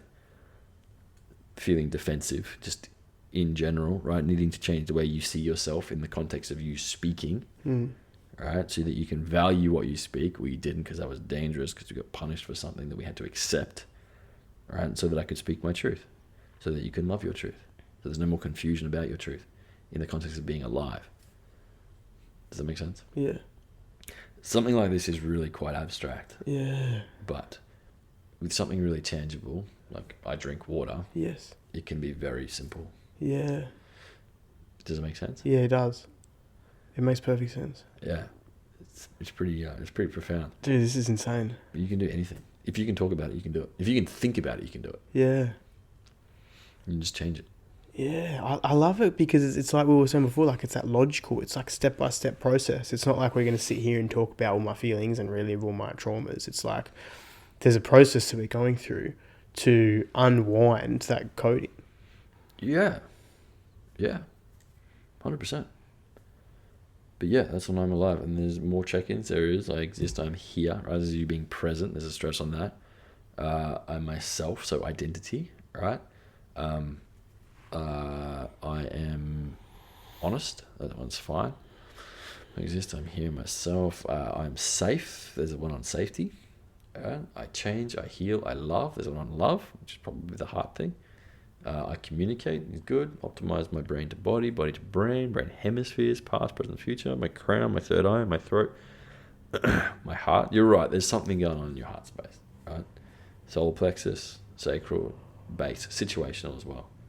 Right, so probably just being transient, not knowing where your base is right now. It's just like something playing up in that space as well. Mm-hmm. And then you just go into each of them and you just clear them all out. Yeah, wow. Holy shit. It's just insane because it's like it clearly works. Like obviously you've had so many clients do it before, and I believe in this work. Like I've got no doubt in it. But it's like it's just so fascinating to me because I'm such a nerd for this stuff, and I've done all of a number of things to work on myself, and I haven't experienced something like this. And then it's just so accurate. It is so incredibly accurate that it's not funny. Because I won't go into the details of it because it's not needed, but like from pretty much 9 months to 5 years old, heavy domestic violence in the house. Yeah, crazy stuff. And it's like when you're saying that stuff, it just makes so much sense. It's like you're putting into words what little Peachy didn't know how to say. Yeah. Yeah. And I mean, we've done this in this space, and it's still private enough that you don't need to go into the detail because you know what the meaning is. And I don't know the memories or the stories. I just tell you what the energy says based on the meaning of the words that you've just spoken out loud and heard yourself say. Right? I'm alive. Like it's a big one. It was. You can say it again now and it's actually holding. I'm alive. Right? Feels much better. Yeah. But then you've got contexts. And then you've got layers. Okay. So then the next piece for this would be, I allow myself to be alive. I'm allow- allowed to be alive. It's safe to be alive. I'm relaxed about being alive. So you have to go through and clear out all the layers on all of the things. Yeah, right. And so how many like sessions do you do with people? What's typical for your clients? Depends. Some people will come and just do like a one-off. Yeah. Depending if it's something remedial. Most people stay on. I like to do between 10 and 15. Oh, excuse I me. find people really like transform and have like massive shifts in who they are, whole identities, Yeah. and just like who they are, Wow. how they live, what they're doing, changes after like that 10 to 15 hours. And usually I'll run that anywhere between 3 months and 6 months. Have you ever done, like, say someone's doing some breath work, like advanced breath work? Have you ever done that technique while they're breathing? No, but Have you ever thought absolutely about it? could. Yeah. Yeah, so I have like an awareness that even in, say, for example, Reiki, you could just tune into someone and follow the maps and the codes and the energy, and you can clear it. Like I could do it with you without you having to be here or say anything. You could be asleep and I could clear you. Yeah. Yeah. How's that work? You just literally tune into that person Really? and you can just start to map them. Sure. Yeah. You wouldn't, because why would you? Like, but you can. You can. And like, what's the cost of energy from you? Like, I have a limit on like how many hours of it I can do each day Yeah, of course. before I feel drained and tired. But it's not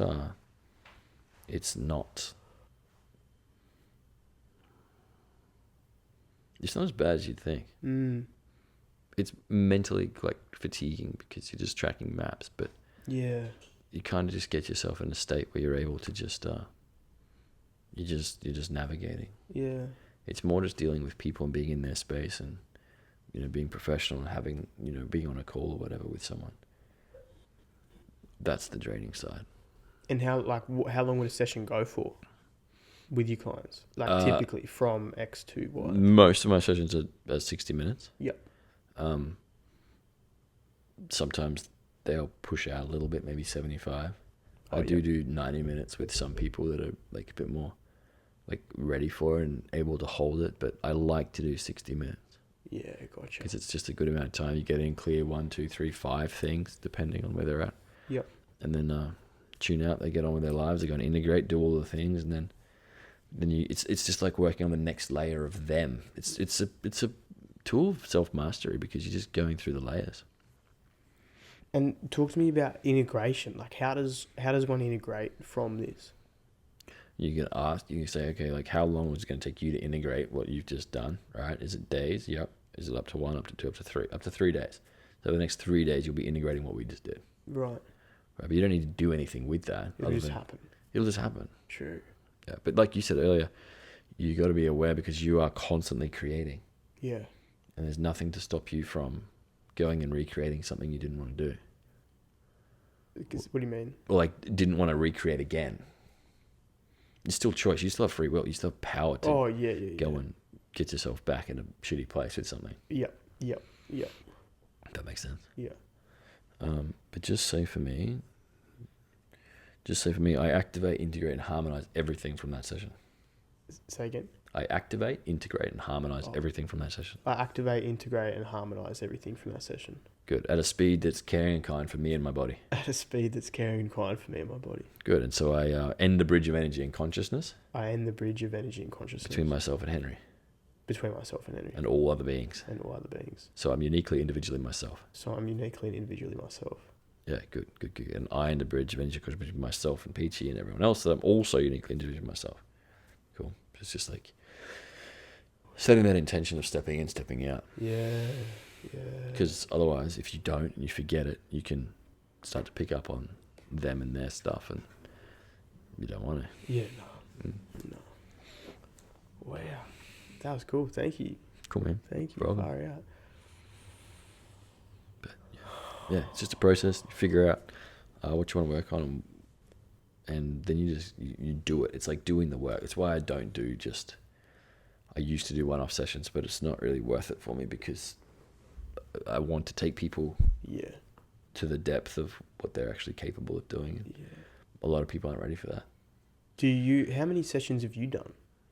Like, had people, I mean, your mentor, he's the only person that's done it on you, this particular process? Yeah. What was that like? It was profound. Simply because he was so clever. So clever. And knew the detail of the maps, like in and out. He studied a lot of things. He's an older guy. What's his name? I knew him by Teo.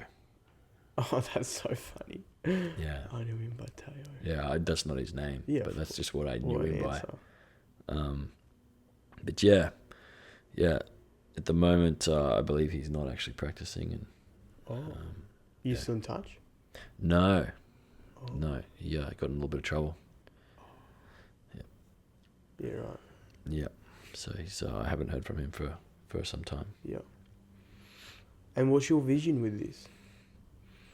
At the moment, it's just to continue to refine and build more maps, and everything becomes a map. All the books that you read, and just to make more and more sense of it, and to get more efficient with it, because it's all can be more efficient, right? Yeah. And so, just having clear processes to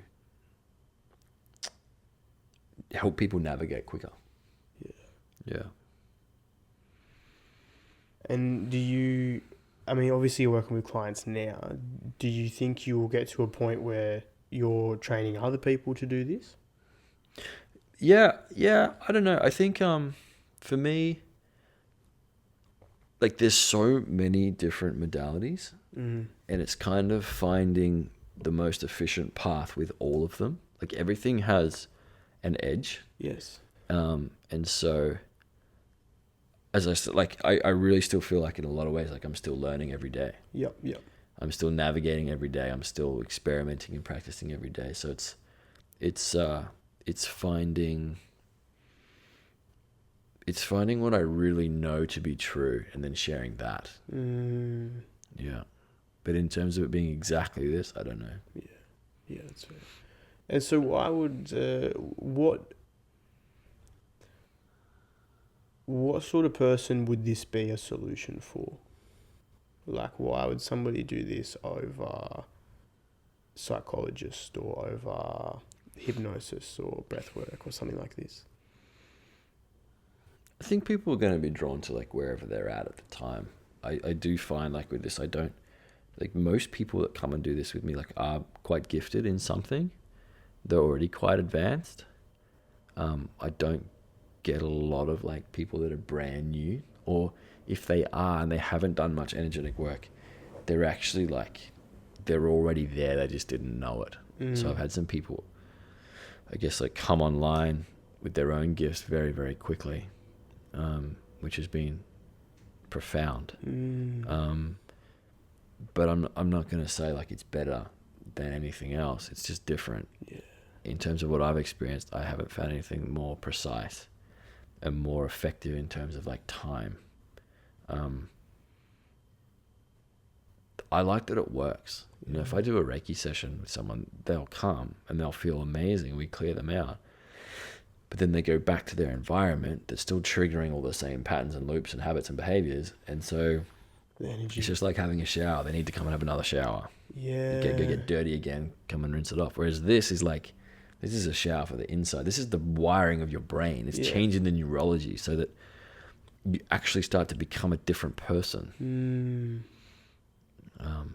And it's funny. It's funny the stuff that will trigger people. I had one lady, every time she'd walk past her kitchen window, her backyard would trigger her because she had spent all this money on it, right, on landscaping, and then let it go.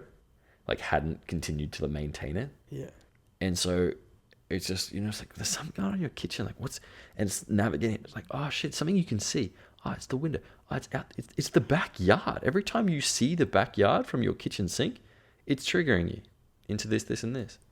No way. And so you get very good at finding the things that are actually causing the problems in people's lives, because they don't know. It's why do I keep eating chocolate? It's because Every time you go to the kitchen and you look out the window and you see the backyard, you're having an emotional reaction to you spending all that money on the backyard and not maintaining it, and then feeling guilt and shame around how much it costs you to have it landscaped. And so your response to that is to then go and punish yourself with chocolate, because chocolate for you is confused with this, this, and this. Huh. Oh, wow. I had one guy tried quitting smoking so many times. He just had a confusion between smoking and punishing himself. So as soon as you say, all right, I quit smoking, which was actually I quit punishing myself, it's like, oh, sweet. The psyche was happy with that. Done. Yeah, right. Yeah. We love stories. Yeah. And the quicker you can just simplify and get to the bottom of it and tell them a different story, and they kind of have the awareness of what it is, yeah, and actually change the energy on it, it's like, oh yeah, cool, I can do that thing now. Well, because it's at the end of the day, it's like it doesn't serve you. Like ultimately, it doesn't serve you, but for some reason, you feel like it does. Correct. Everything's for a reason. Everything's for a feeling. Yes. Right. So if that story, I mean, we make stories too in places like where we weren't able to process. So like shock, loud noises. I get a lot of audio shock stuff from hearing loud noises. So you have to get rid of the shock so that you can change the thing.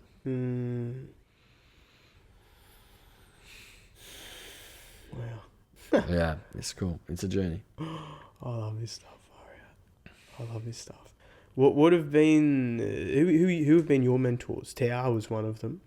Who have been some other really influential people for you? Probably my biggest has been John.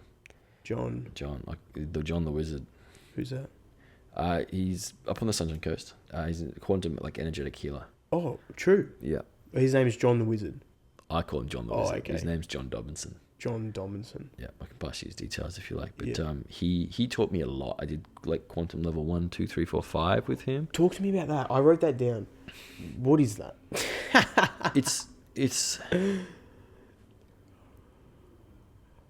I guess like everything beyond what you can see and feel and touch is quantum. Yes. So it's just another way of navigating. And this is like his teaching. This is his awareness. Like there's not a quantum healing qualification, I suppose, but this is how he labeled those different levels. And he has taught me many things about how to like feel energy and read energy. And this is what I mean when you say, "Am I going to teach this?" I feel like to be able to do it the way I do it, you need to know kind of all of these things. And so it's so much bigger than just one thing, and it's figuring out like how do you get that across. Because Reiki is an incredible practice to learn in terms of like feeling with your hands and symbols and understanding kind of like, the second level of Reiki, they teach you how to do distance healing.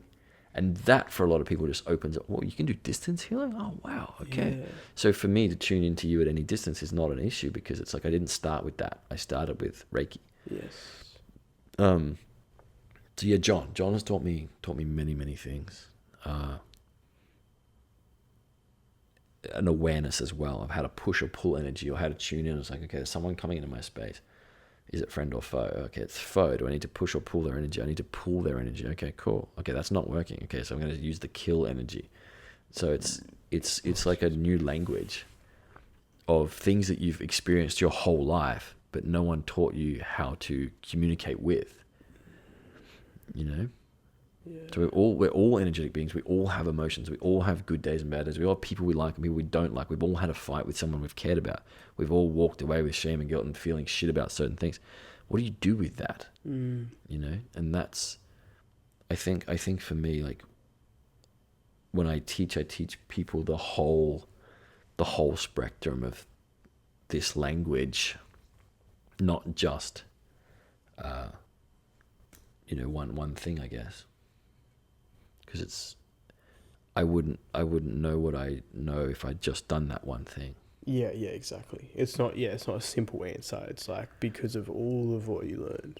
It's like, yeah. So it's just distilling and making sense of that and becoming efficient in that, and adding to the puzzle. And that's why I do a lot of mentoring, because people come on and then it's just adding pieces to the puzzle, their puzzle. Yeah. Because my puzzle's different to their puzzle, But ultimately, we're all trying to solve puzzles. Yeah.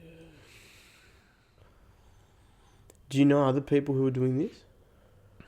Like this? Yeah, like the neurocoding stuff. No, not that I have contact with. Yeah, wow. Do you know if there's many students of Towers?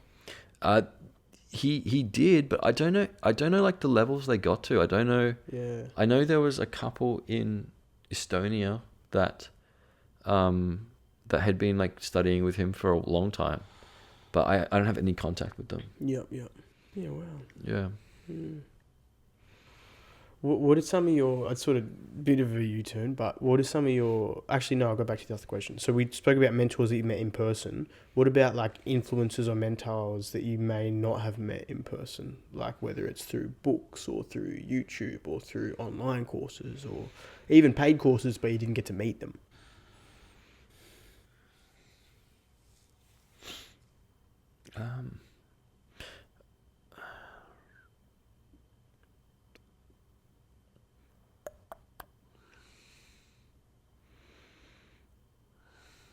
I mean, all my books, you can see them sitting down there.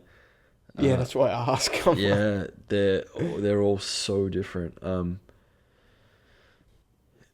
I like the one you've just started on, Dispenza's Becoming Supernatural. Becoming Supernatural. That's a really cool one. Uh-huh. I was actually doing that. It's like a book/course when I met Teo in Thailand. I was actually doing that one then. And I still do his meditations. Mm-hmm. But just looking like Atomic Habits by James Clear is amazing. Like just for the basic, like how to sort your life out.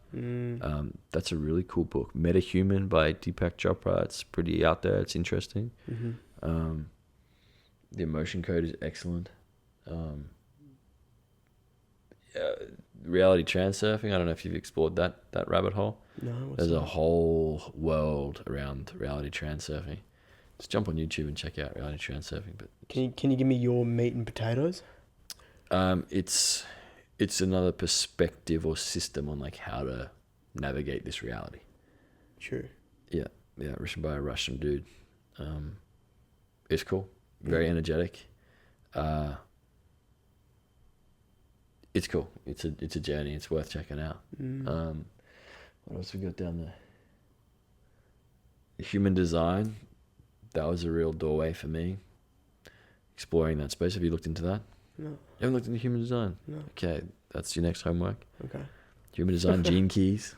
I've heard of the Gene Keys. So Gene Keys is all written in code. Just by reading it, you start to sort of unlock awareness for yourself. Yep. But the Gene Keys and the Human Design kind of plug into each other. Oh, I think I have heard of Human Design, yeah. Yeah. Human Design is basically, it's like a magnetic map of when you were born and where everything was at. Like astrology.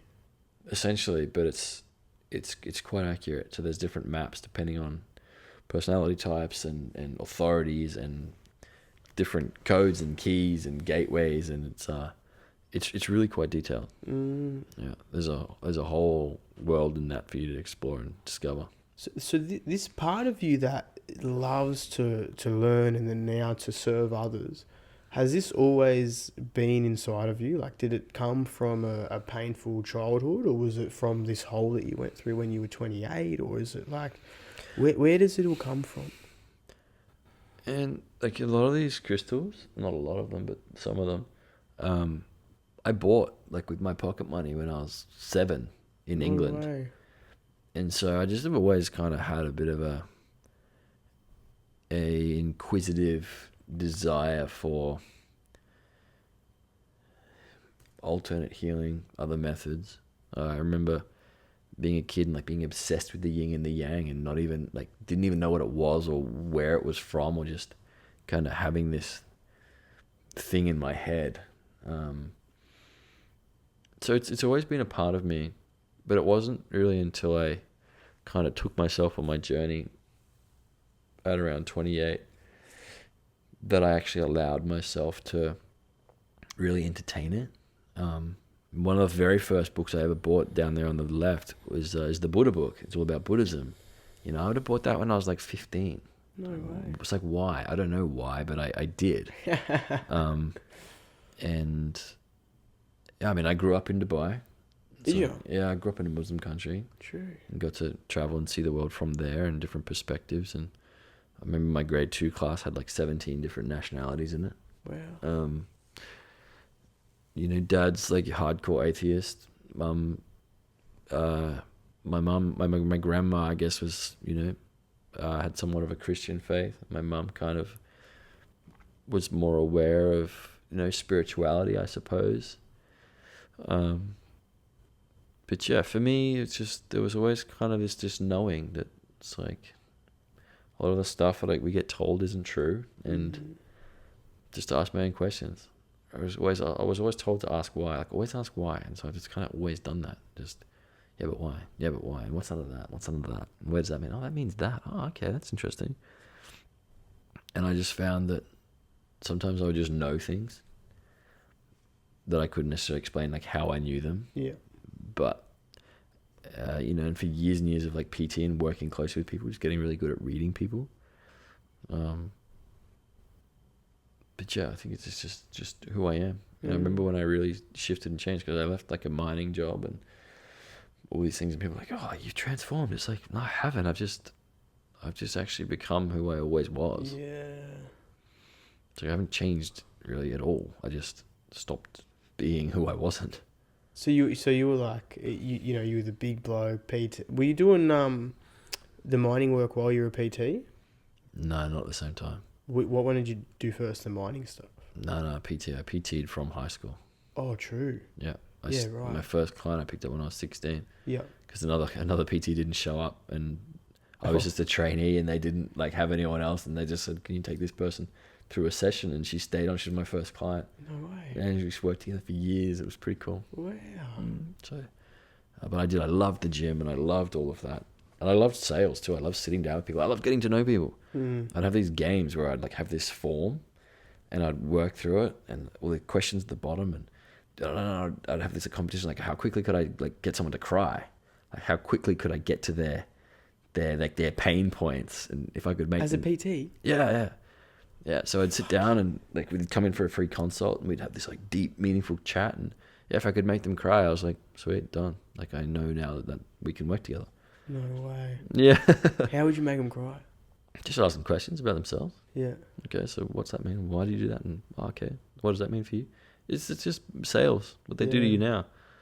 But I didn't really realize like what I was doing then. I just actually was genuinely wanting to connect with people on that level so that they trusted me and I could help them. Where did you get that from? Where did you learn that from? Is it just an innate thing, or you got it from your parents, or? I don't know. I think that's just me. Yeah, right. And when you check out human design stuff, like you'll realize like we've all got a pretty specific kind of purpose. Yeah, gotcha. Where do you think the line between like we have that specific purpose, but then we also have conscious choice? Like how much of it is written? It's all written.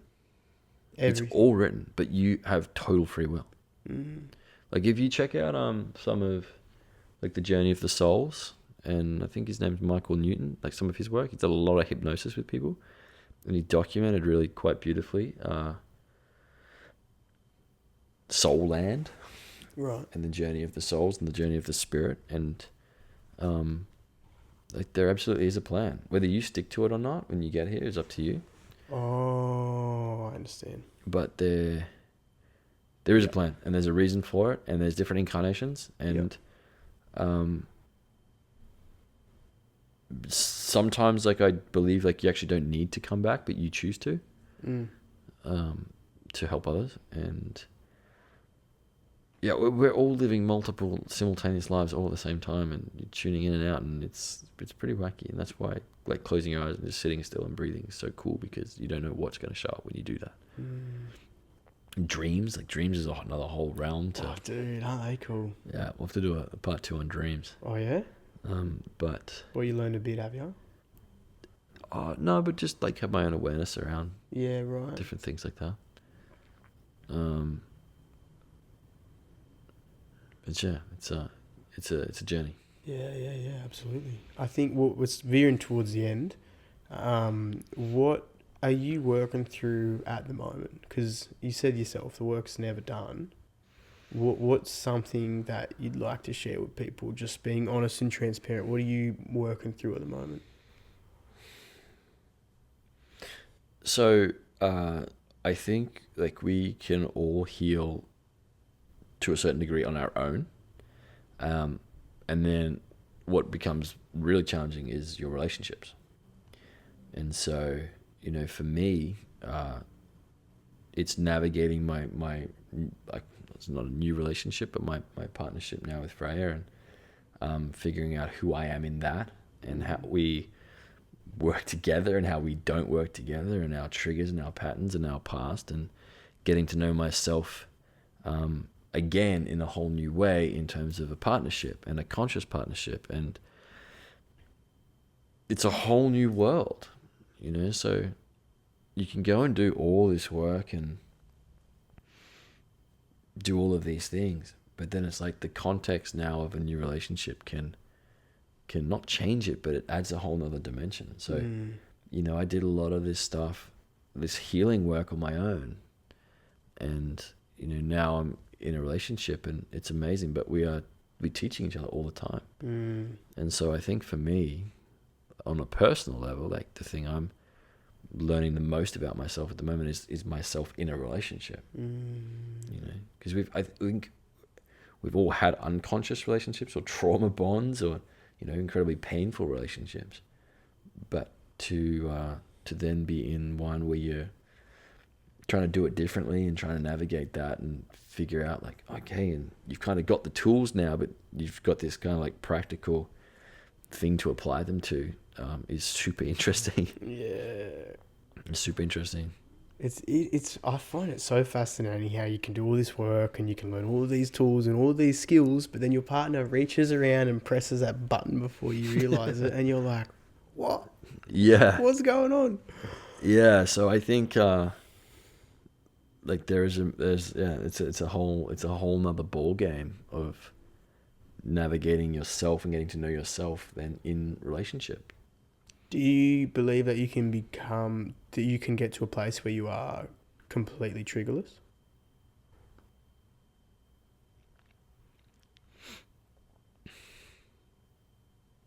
Yeah, I reckon you can. Yeah. And you might have an awareness that thing's not a nice thing, or it's not a caring and kind thing, or, you know, like you witness something in the street that's not an okay thing.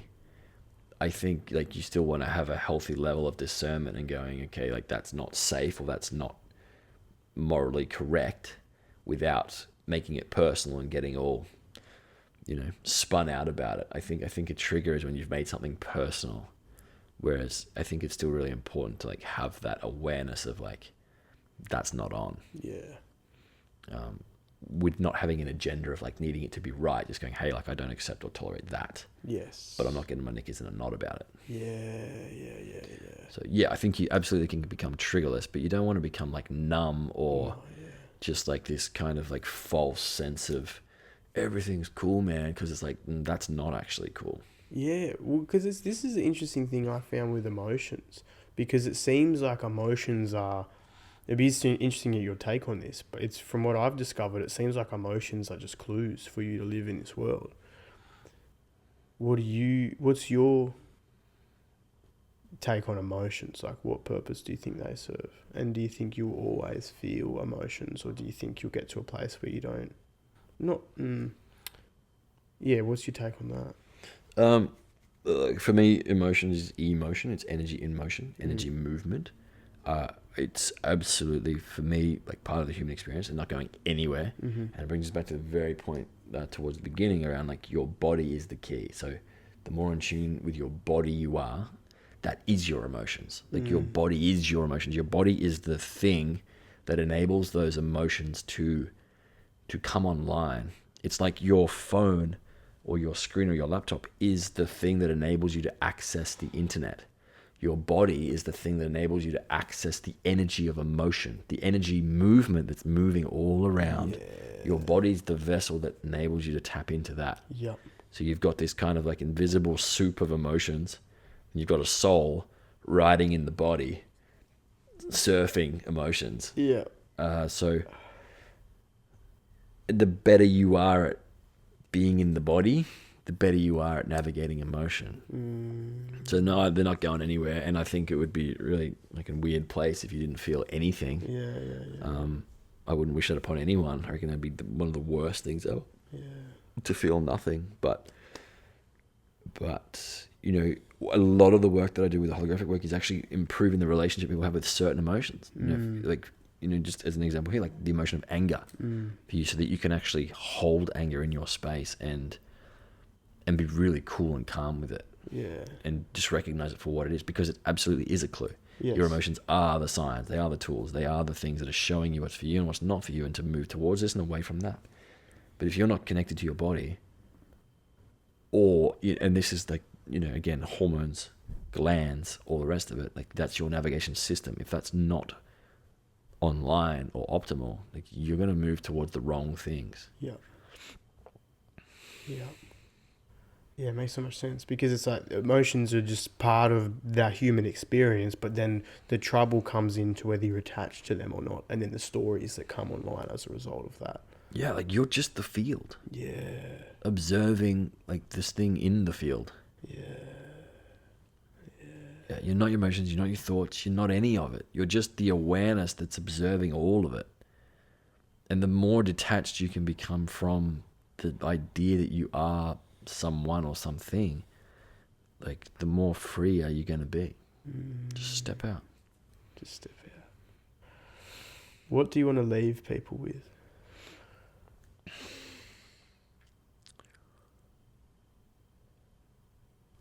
You know, when I left the military, I went to these Baha'i circles. It's like a type of religion, with a super successful business guy here on the Gold Coast. And upon meeting him, he sat me down and he said, okay, like, so who are you? And I told him this whole story. And he looked at me, that's not who you are. That's your story. And so I guess if I can encourage anyone to do anything, it's who are you without all the labels? Who are you without all the stories that you think you are? Who are you? Because that question changed everything for me. And don't be scared to try and figure it out. What's your answer? Who are you, Henry? I'm still figuring it out. But I've allowed myself the freedom to do so, and to lean in, and to allow for change, and to keep saying yes to the things that feel good and no to things that don't. And it's given me like a real freedom to just live my life. But you gotta know who you are, and you gotta know who you're not. Just so many people are living life based on who they're not. And one day, you don't know when, that clock will stop ticking. And as you float up and out of this, like, I don't want any regrets. So the quicker you sit down with yourself and figure out who you are and who you're not, the quicker you're going to have more fun and be in purpose and serve and do whatever it is that you want to do. Create whatever it is you want to create. Share whatever it is you want to share. You can only do that from a place of like your truth. Everything else it's you getting to your truth. The quicker you can get to your truth, the quicker it's going to get really good. And then so the last question I'll ask you before we wrap up for this episode, I think we'll definitely do another one, is what do you want people to remember you for? Like, what do you want to be remembered for?